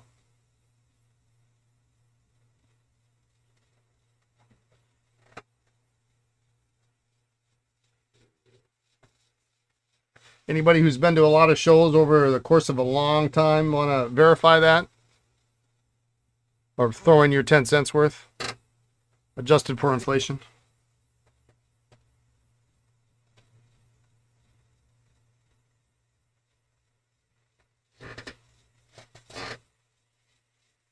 I mean, I want to say I remember like tables that had, I bought most of them. You know, tables that had really grand setups. I do remember, like, it's kind of funny. I do remember one of my early shows, and I want to say it was maybe like Arkansas or something. We went, oops, there's a spacer that just ended up in my ultrasonic. We went and we had a whole one of those collapsible crates, you know, that folds down to about like this big, and then the sides fold out and everything. We had a whole case of desk sets that we brought to the show and the crate broke.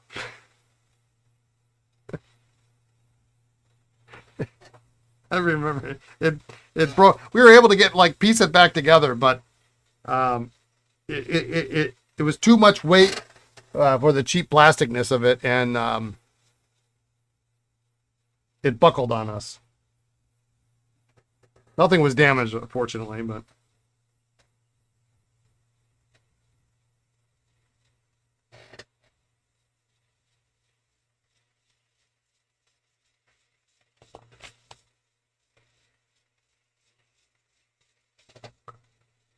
You remember Bader bringing 100 desk sets to Chicago? I mean, I get it. It's a lot of work.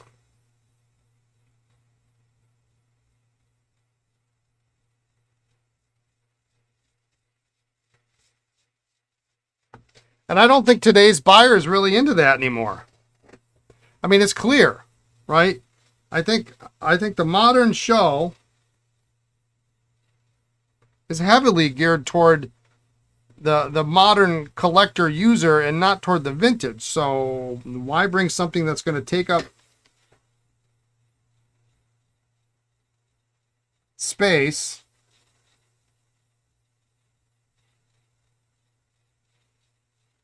and no one's going to buy?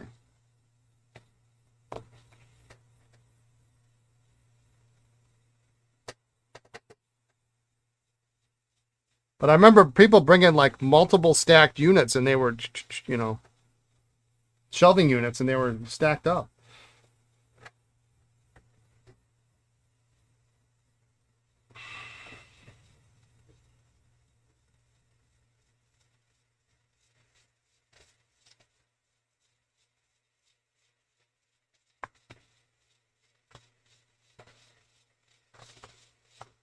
The good old days, as they say.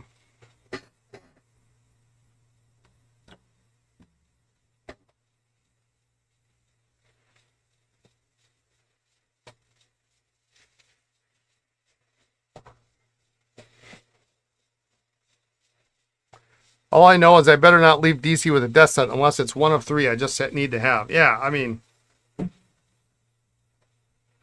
like I said earlier, if y'all want to like help out, talk to a friend.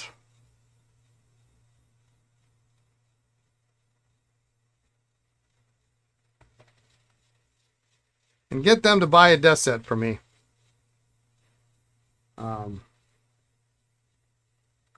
I don't. I mean, I've sold an okay number in the last year, or in the last 6 months, let's just say.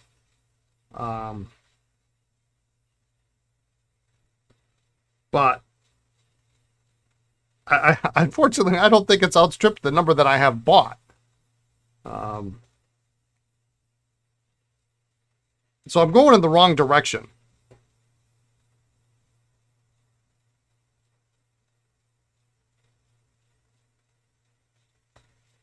And I would probably estimate that I probably have more desk sets available than probably anybody else on the web.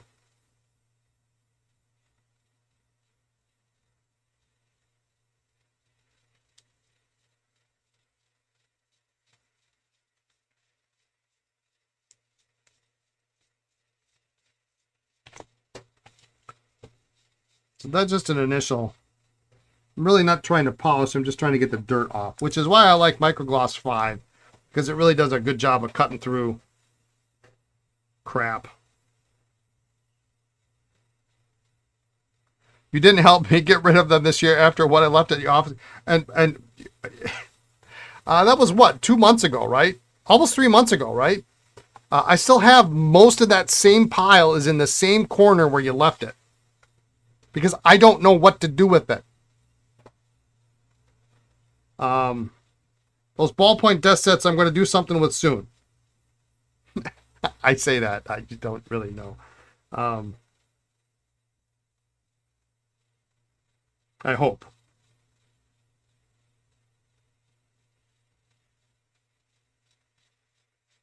You feel honored. It was, what worried me is what little reaction Lisa had to that. I asked her if she wanted one. She almost took one. But she was like, well, I thought for sure there was going to be hell to pay and I would be sleeping on the couch. But I guess I probably sold a couple of them. My goal is to keep the one case that I have them in filled up and not overflowing. And so as long as I can sell, if I could sell 2 a month would be great. Yeah, it's hard to argue with free. It really is.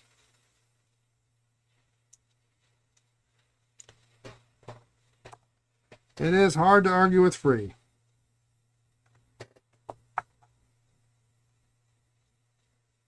They're going to be great weights. 2 of them are going to be really great weights for my picture project. Yeah, I'm going to put in the labor and the money and buy like 17 things that don't work, which is not insignificant. Yeah. Don't tell her that. I know I'm already going to get in trouble. I know I'm already going to get in trouble in DC. And it is not even the week of DC. I know I'm going to get in trouble.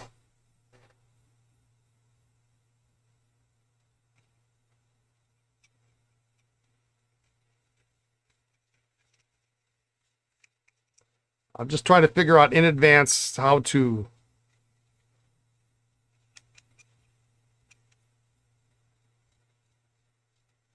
talk my way out of it.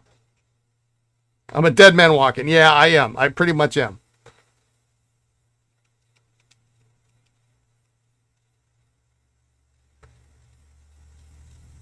If I throw you under the bus over a certain item that'll lay this make gets returned to Appleton, I will absolutely not, my friend. I just need to man up, but I think it's as a mentor of mine once told me, it is better to ask for forgiveness than for permission. Truer words were never spoken. And once he told me that, I did all sorts of crazy shit at that job. He was like the CFO. And he was the one I usually had to get permission from to spend money. Do you have that conversation 15 minutes away from the show hotel? I think it's like 3 minutes away from walking to your car is what I think that conversation needs to happen.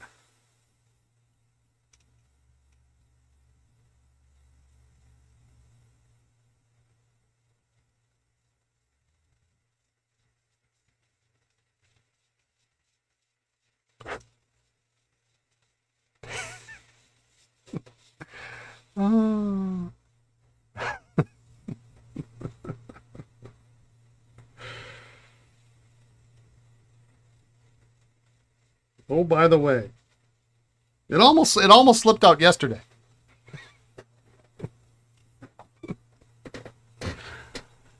I would never throw you under the bus, my friend.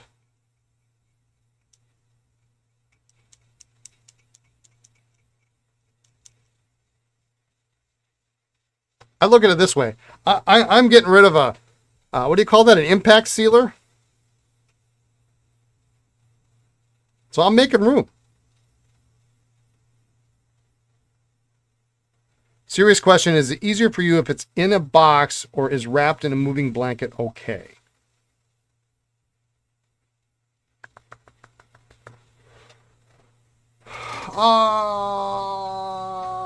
Moving blanket's probably fine. Probably easier.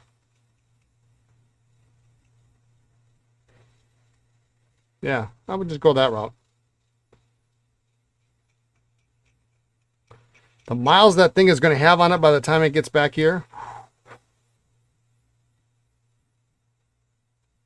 How many miles would that thing have had on it? Just in the last 2 months.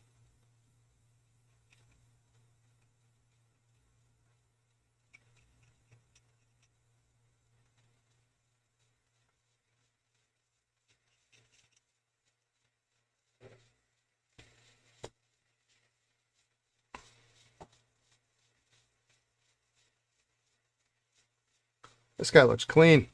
I like them when they're clean. Probably closer to 2 than 1,000. So this is something we should all look at right now. Changing the subject here a little bit, partly for my own sanity. So this is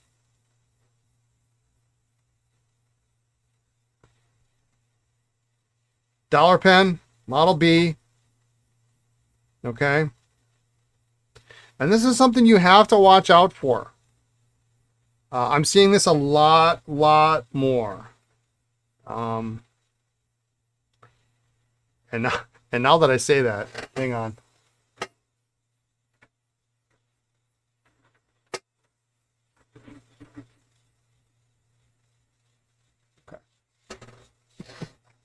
Okay. Pull the cap out.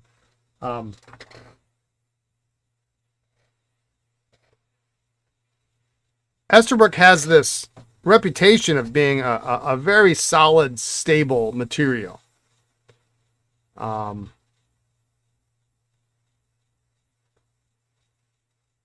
Doesn't usually discolor. Although I've seen it. I've seen it happen. It doesn't discolor like Parker's and Sheaffer's did. It doesn't usually crystallize. let me back that up. Let's say it doesn't crystallize. But these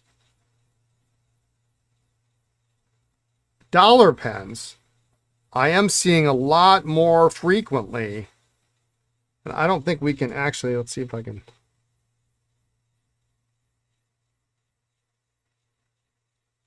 Can you see that?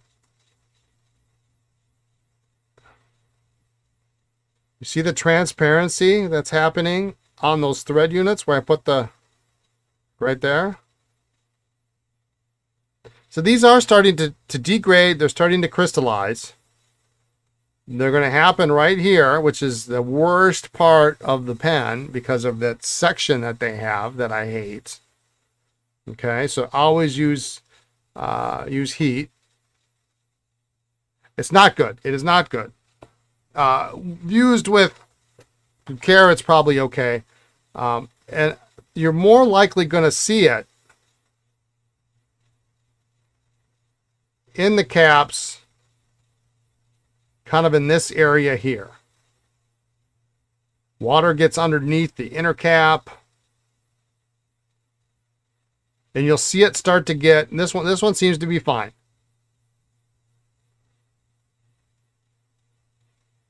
I think this one is fine. You'll start to see the translucency. I think that's just the material. But this is harder to spot because even though it is starting to be translucent and it's starting to get weak, you've got a black section under there, so it looks like the rest of the barrel. And this is why, and I know I'm preaching to the choir here. I know I am. But on the off chance somebody who is new hears this, I need you to listen to what I'm saying. Stop opening pens if you don't know what you're doing. If you don't have a battle plan, if you don't know how to restore a pen, don't take it apart, because what's the point? Because if you don't know how to take a pen apart properly, this could break. And I wouldn't have known it until I take the section out that this is starting to happen. You can kind of see it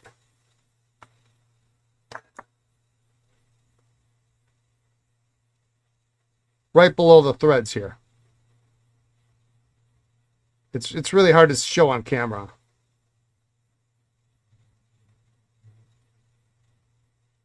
But you have to look very carefully, specifically, and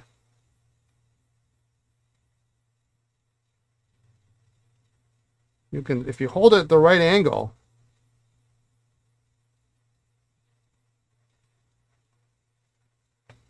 you can see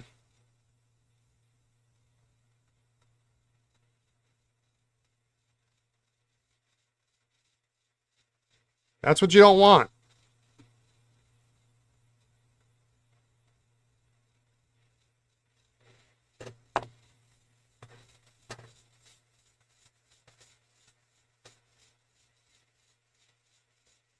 I know it's out of focus. I know.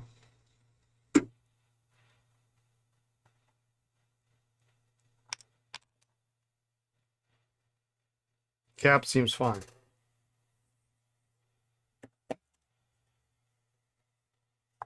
But these threads are a problem.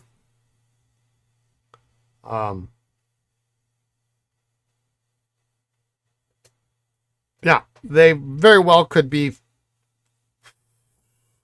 A couple things could happen. One, this could break putting the section back in. Right, that's the second most dangerous time to deal with a pen. That a pen will break is putting it back together. So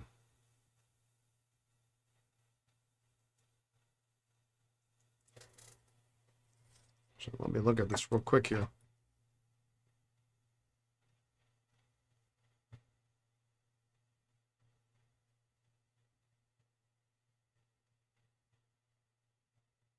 And actually, it's already cracked. So this barrel is cooked. Yeah, this barrel is already cooked.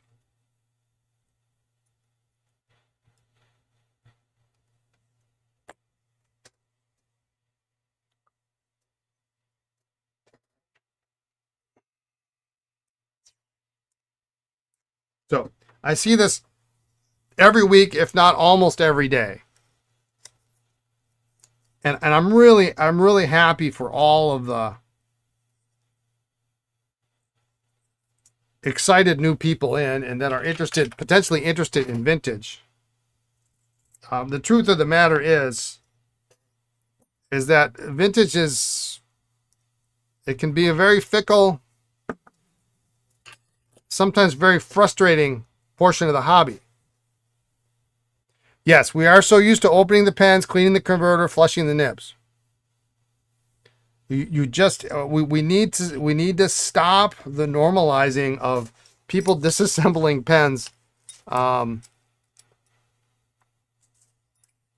especially vintage, because like I see these posts all the time. People be like, "Well, does anybody know what this pen is?" There was one just this week. Somebody posted, "Well, can I convert this can I put a converter in, and can I convert this to a cartridge converter pen?" Why are you taking it apart? If you don't know what you're doing, you're only risking damage. And it's like I can turn a screwdriver, but I'm not taking the engine apart if the car doesn't start.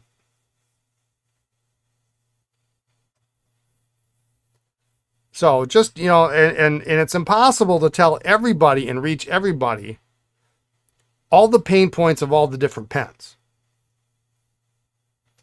It's quite literally impossible. I could have everybody in the world watch this stream today, and then everybody knows this is a pain point on Esterbrook Dollar pens. But then tomorrow it's Skyline caps. The next day it's wall. You're never going to reach everybody, but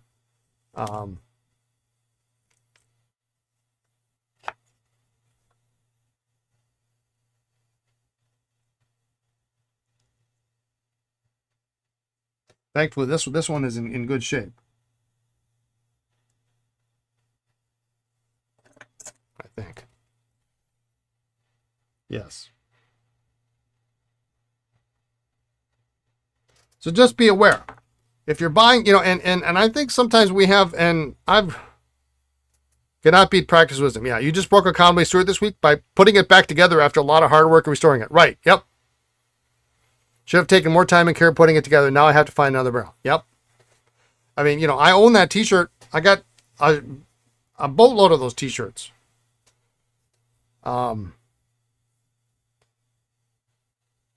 It took me a long time to get out of the rescue mentality.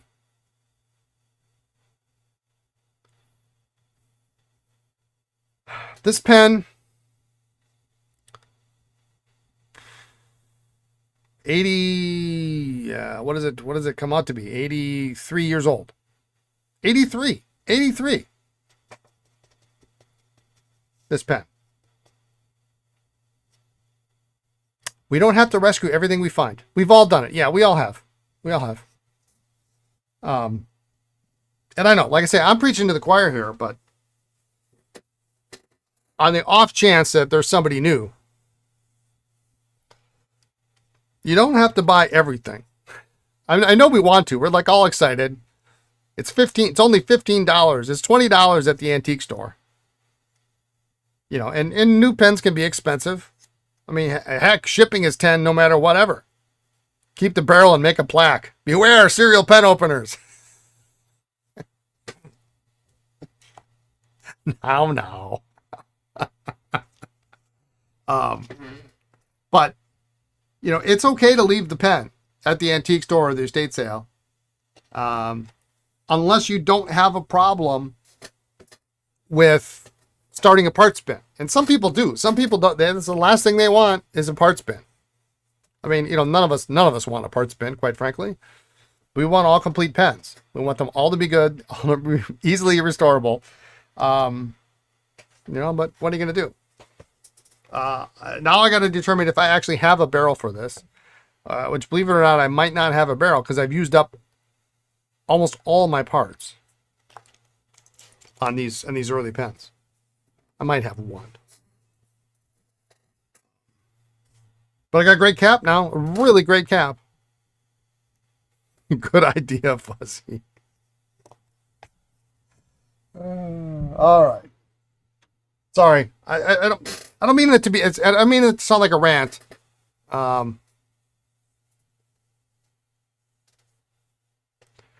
What I didn't take home with me from the antique mall: Sheaffer vac filler and touchdown, both unrestored, priced at $110 a piece. Yeah.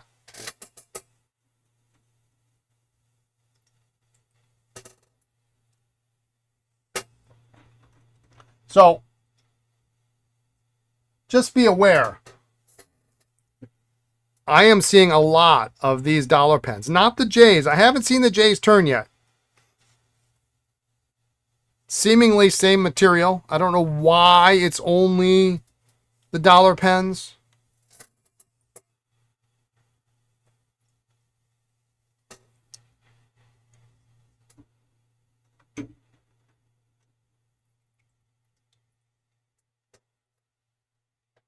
But they are turning, and I'm seeing them at a more regular rate.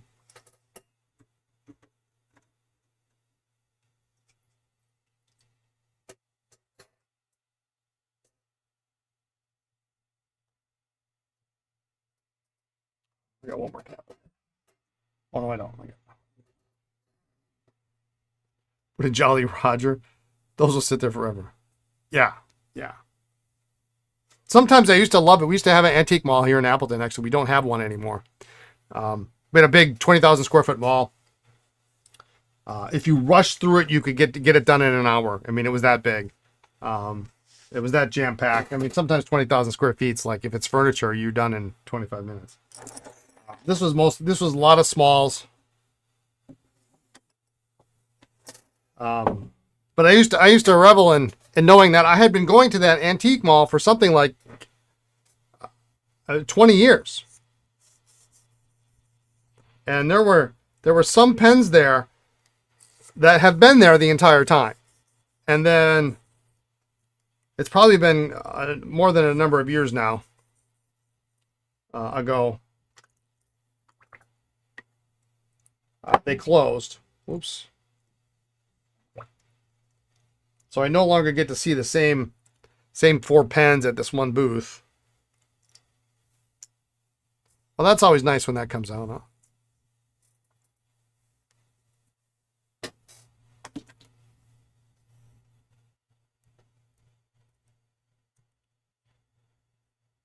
Oh, no.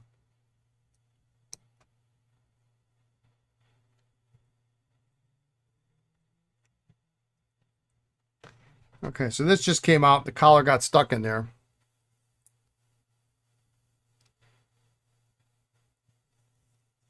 We'll have fun with that.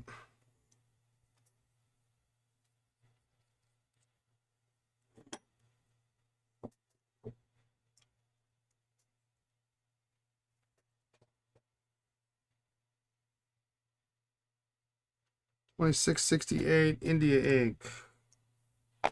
Boom.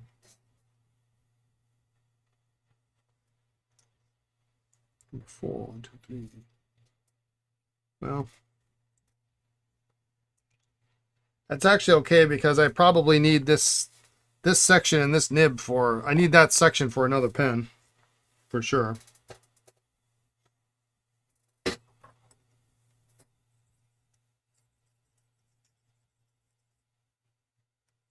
Yeah, I mean if the inner cap pulls out nicely, then you're in good shape. This whole thing just fell apart basically. This came out with no problem. I don't know.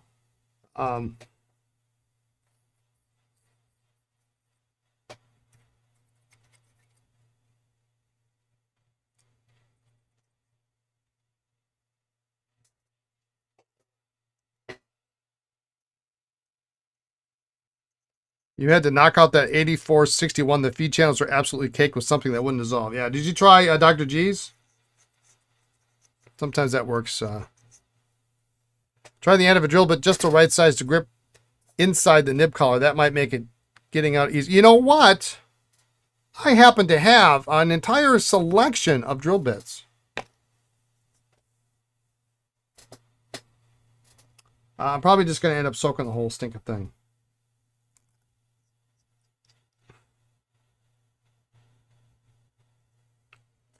Okay, this is the first one that also has a crack in it, so you still need to buy a bottle? What's taking you so long? $15.50 on this one. Oof. I can feel the sharpness on my finger.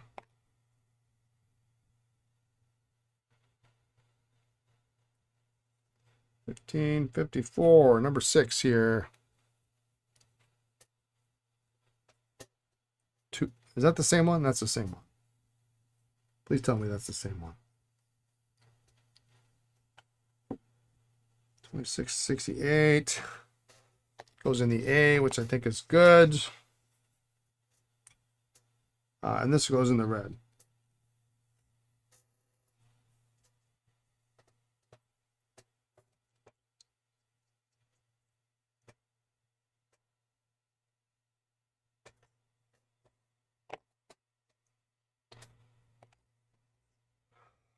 Okay, should we look at the, gosh, it's 4:39.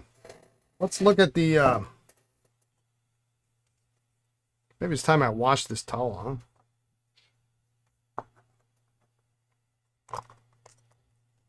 huh? Y'all remember what those looked like when we threw them in, right?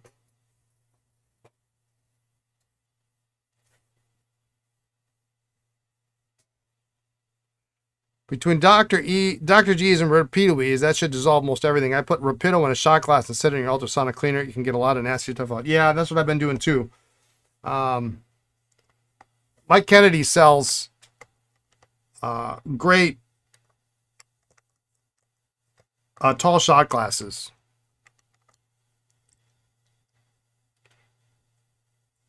And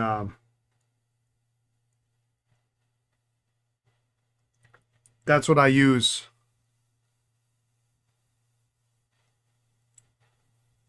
In my ultrasonic because they stick out over the top. All right, the last but not least, this is the one we really want to see, even though this is probably a parts pen. Sometimes this is just fun to see what Dr. G's can do. And you can see there's like lots of gunk and crap in here, so I'm just going to get rid of this Dr. G solution anyway. FYI, I am getting, I know I've been out of them. Surprisingly, recently, the Rejuvenate Clean and Shine. This stuff has been pretty popular. I sold out like last week. The week before. I've got more on the way. Just remember to shake this when you get it. It was never as popular, but I sold out this time around. Okay, so we can still see there's stuff on there, but now it's probably going to just easily come off. I'm going to have the nicest, prettiest parts pen in the barrel.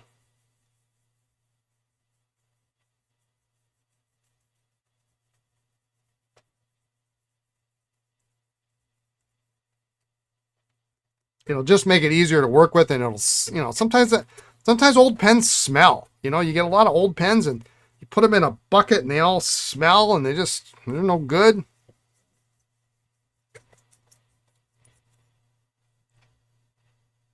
Yeah, that's a crack.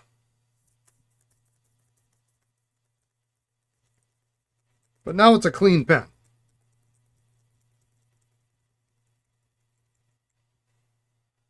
I mean, how great is that? There's a big crack.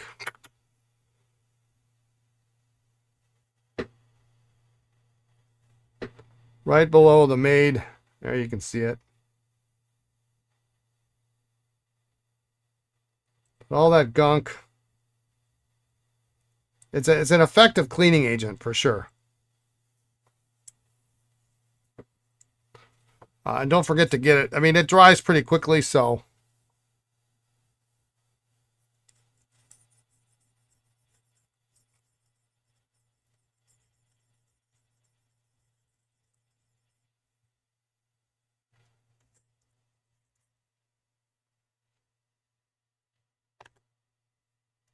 Let's clean off this cap. This is a nice cap, actually.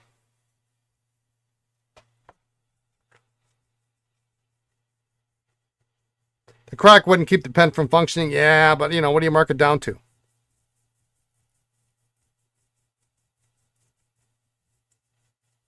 Put some Captain Tollies in there. I really don't like selling pens with cracks.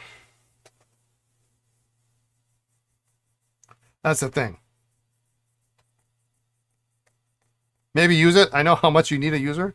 That wouldn't be a terrible idea. That's not a terrible idea at all. I like that idea. Gotta find me one of them 2284 stubs maybe and throw it in there. The nib is there. Is yeah, use it without worry. You know, it's kind of probably my favorite clip that cuts in. I love that.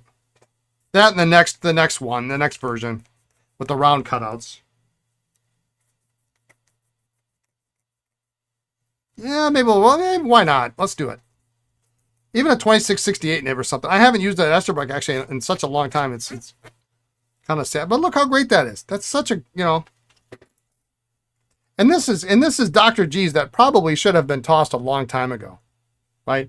It's so kind of nasty and gritty right now that I just kind of want to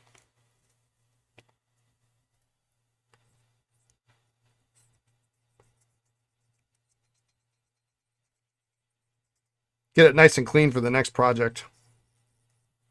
Oh, there's still some purple ink in there, huh? Holy cow.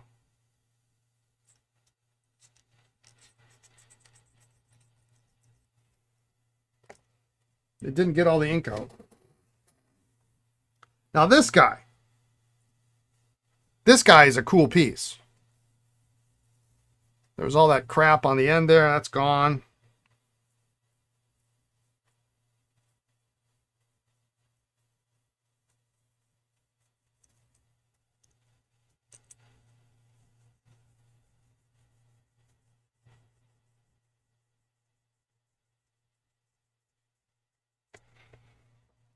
If you don't remember what these look like when we're done, just kind of fast rewind. Rewind. You think kids these days know what rewind actually means? Rewind to see how bad these were.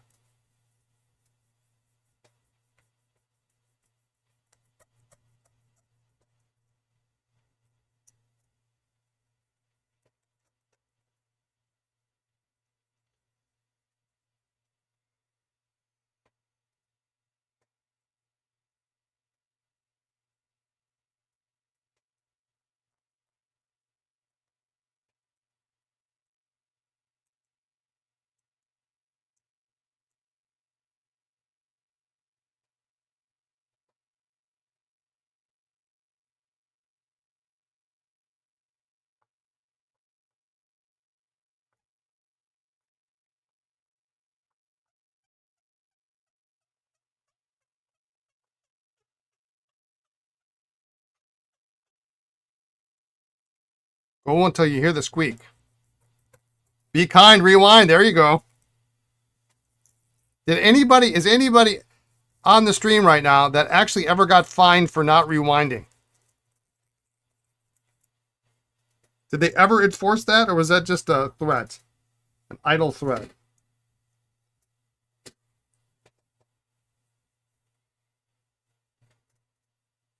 What a good looking pen this is. I really wish there were more people that were kind of into this stuff as excited about this stuff as I was, because this is a super cool pen. A Model A in black hard rubber.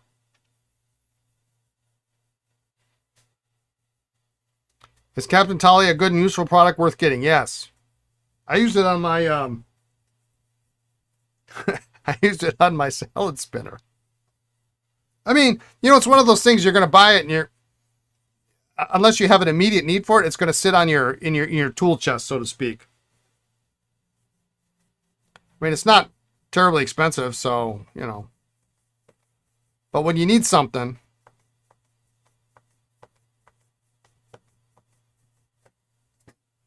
and it's a big bottle.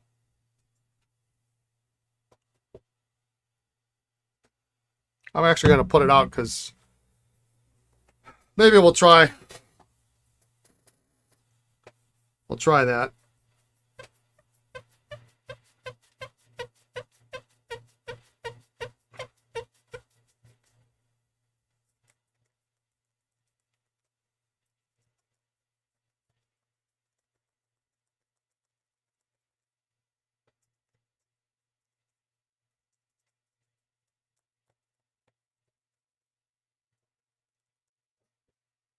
Boy, that looks good. Really nice.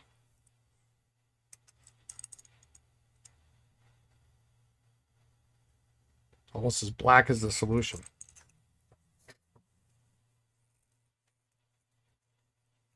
And the nice thing about this too is it evaporates pretty quickly, but it cleans out all the gunk that's in the, you don't have to worry about it because it evaporates. You don't have to worry about it mucking up the inside, but it cleans out that lever ring and all that stuff. What I do want to do,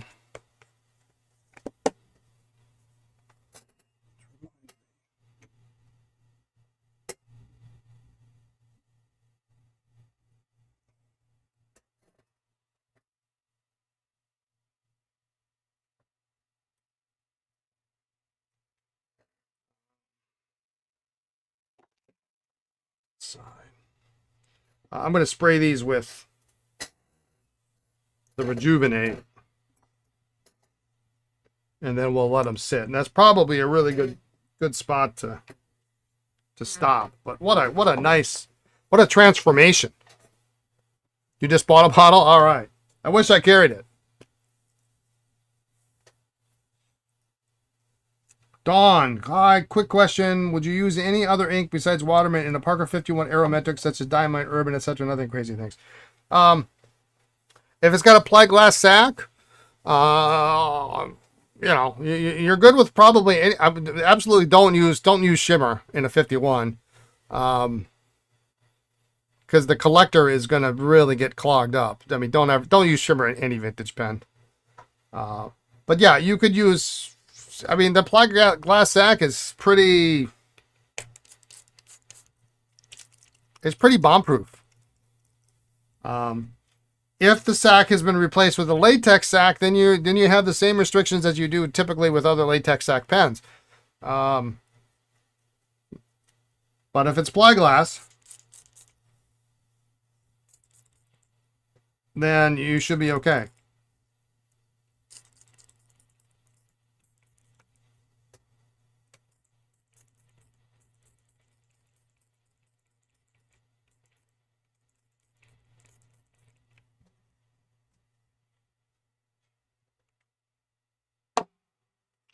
All right, we're going to let that sit on there for a little bit. I don't want it to sit on too long, but we could shoot the breeze while we're...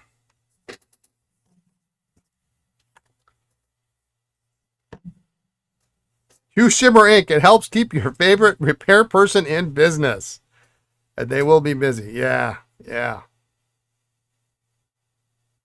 we're going to let this dry, and then tomorrow No shimmer. Yeah, good. All right, I mean, we're serious, but we're kidding.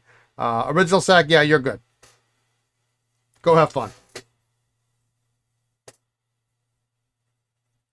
We'll let this dry out. I can still see a little. Now, if you use an ink and you notice that the flow is really, I mean, if it goes from working great in Waterman, and Waterman should always be your litmus test. If the pen works with Waterman, and then all of a sudden you put something else in and it doesn't really work very well, then, like any other pen, that's not the ink for that pen. Clean it out. You know what? Since I'm going to keep this pen for myself, maybe it'll be like a shop user. It'll be a tester. People can come in, they can try a vintage Esterbrook.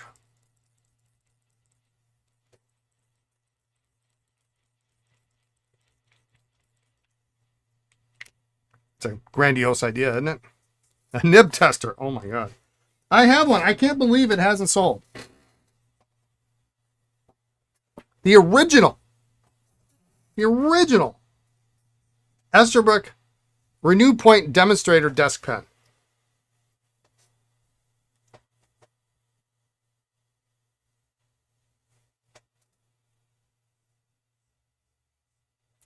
Would actually be, what I need to do some better advertising. I need to remind people that it's a great way to test out all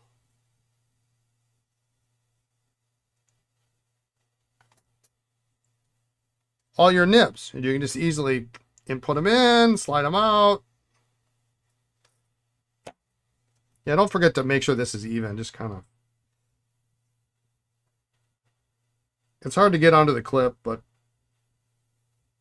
it's also hard to get it out from under the clip.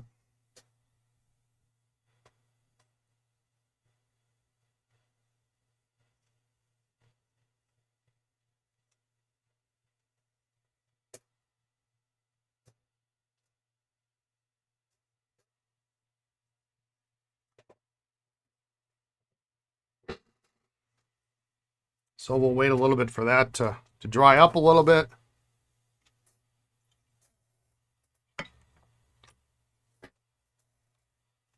This is a weird section. I almost don't think this is the right, this can't be the right section.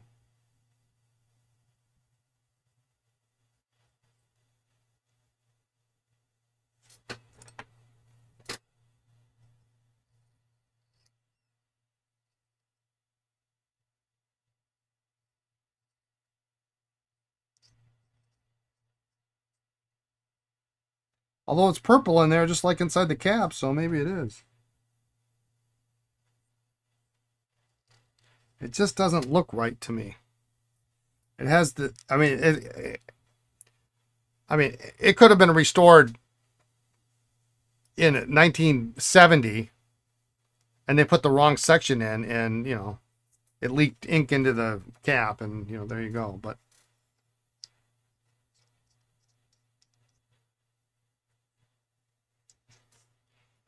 it actually should have something more along the lines of this.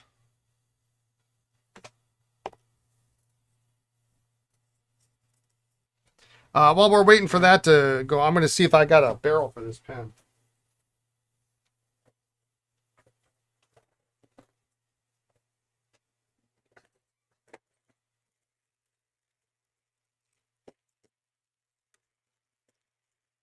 Oh, this could be my lucky day. Maybe. So this pen was in the lot, was in that same collection, but you can see here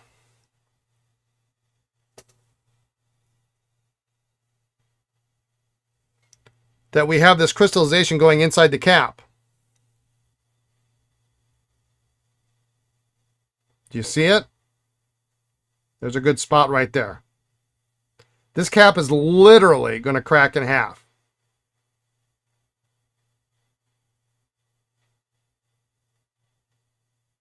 Which is unfortunate because it has my second favorite clip.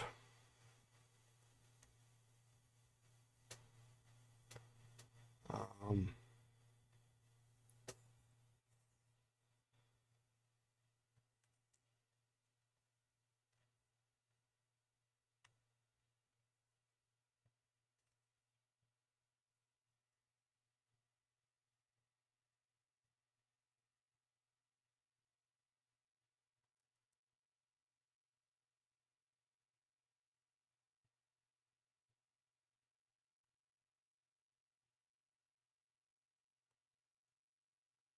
can kind of see.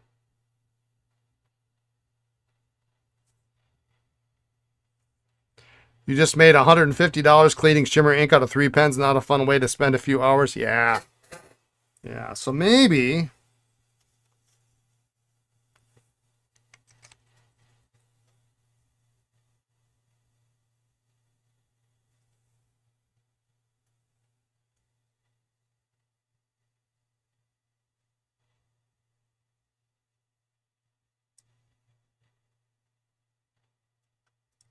And this is the problem. That color is a little bit off.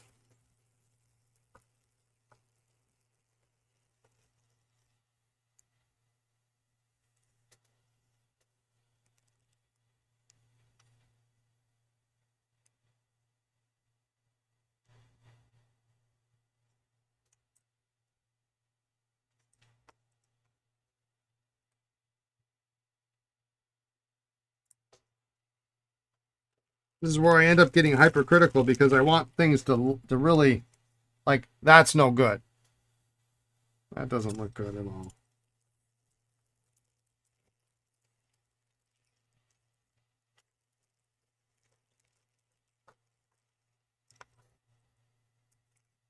So yeah, my choices are that, and this looks, cap looks a little more olive than the barrel. That, where the barrel looks more olive than the cap. Or this, where it's kind of close, but still doesn't look quite right.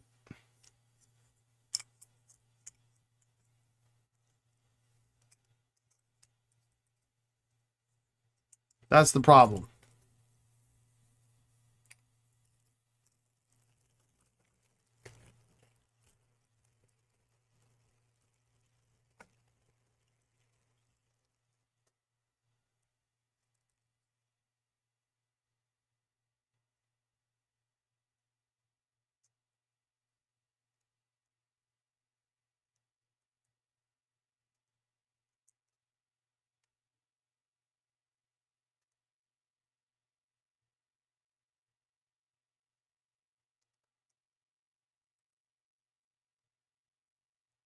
Here's a model BT MA Bruder and Sons on the cap. I don't know. I may just, let's try this. Okay, so that's not going to work. That cap is bad. Is this, how does this look? No, that cap looks a little bit more green.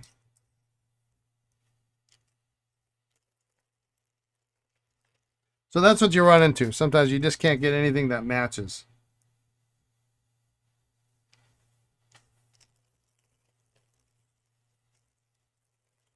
And I think that's what, I think this green pen is just going to end up in the bin. All right, well, this is kind of coming off. It's 5 o'clock, so I'm gonna polish this off.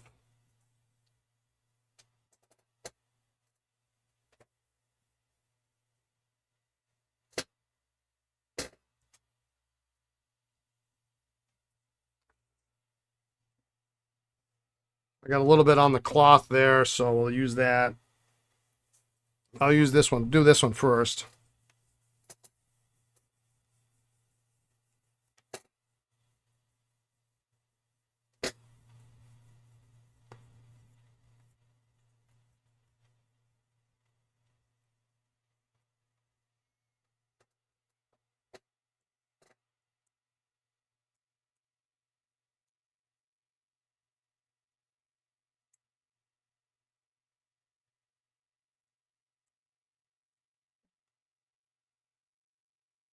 So we'll see what that looks like tomorrow.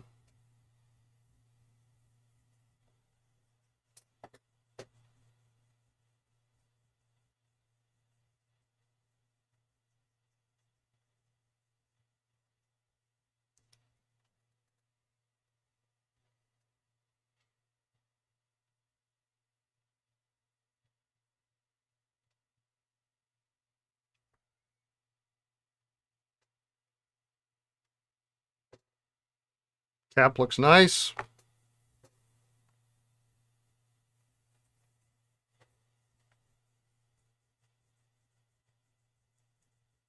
And this Model A, we'll get that nice and shiny here.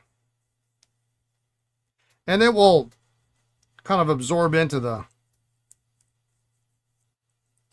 pen too overnight.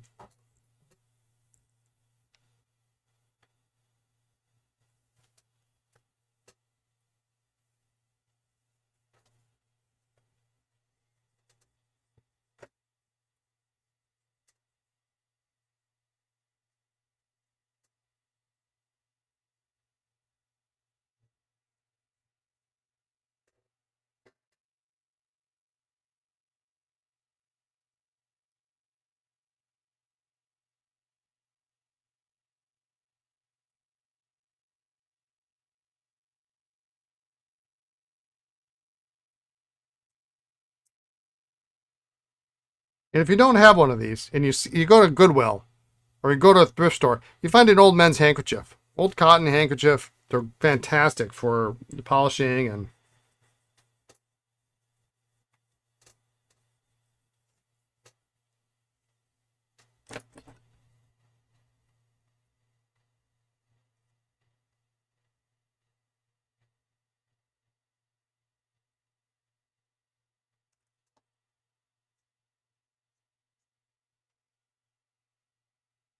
so we're going to let that dry as is. We'll see what that looks like tomorrow. So what initially turned out to be, looked like kind of a boring group of pens, turned out to be something actually fairly interesting. We got a little bit of a nice lesson in this guy. We get to use some Dr. G's, which I think is always fun. It's always fun. I love to see pens go from really super nasty, dirty, and cleaning them off and bringing them back. And this one might be really fun, just from the aspect of it will make for a good user. And we'll put a cool nib in it. It'll be a nib that'll be like 15 years, 20 years too late for the pen. But it'll work. It will write. It'll actually have nice ink capacity. We'll maximize the ink capacity out of it. And it'll be good. Maybe I'll see if I can find a stub. I'll do that tomorrow. So we got a bunch of pens here.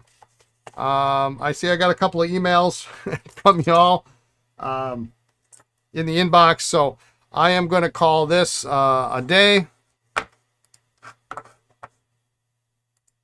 And get to responding to the emails, and we'll go from there. So thanks everyone for tuning in. I do appreciate it. Thanks for all of you that did reach out, express concern. Thanks, Gary. Take care. I do appreciate it. I tried to get back to everyone as soon as humanly possible, because I don't want anybody to worry that they send me a message and then I don't reply right away. I mean, I know how it is. I have an old friend who actually lives in the same apartment complex as my son, and I sent him have a great night, David. Thank you. I sent him a text yesterday. I didn't hear back from him, and I know what that's like. I'm like, "When are you okay? Where are you?" And so he called me up because it was like a couple hours later, and he just wanted to let me know that he too was busy trying to get back to everybody that was his phone was blown up and all that stuff. So I do appreciate everybody reaching out. Let's hope we don't have to do that again. That's pretty scary. So Anyway, thanks everyone.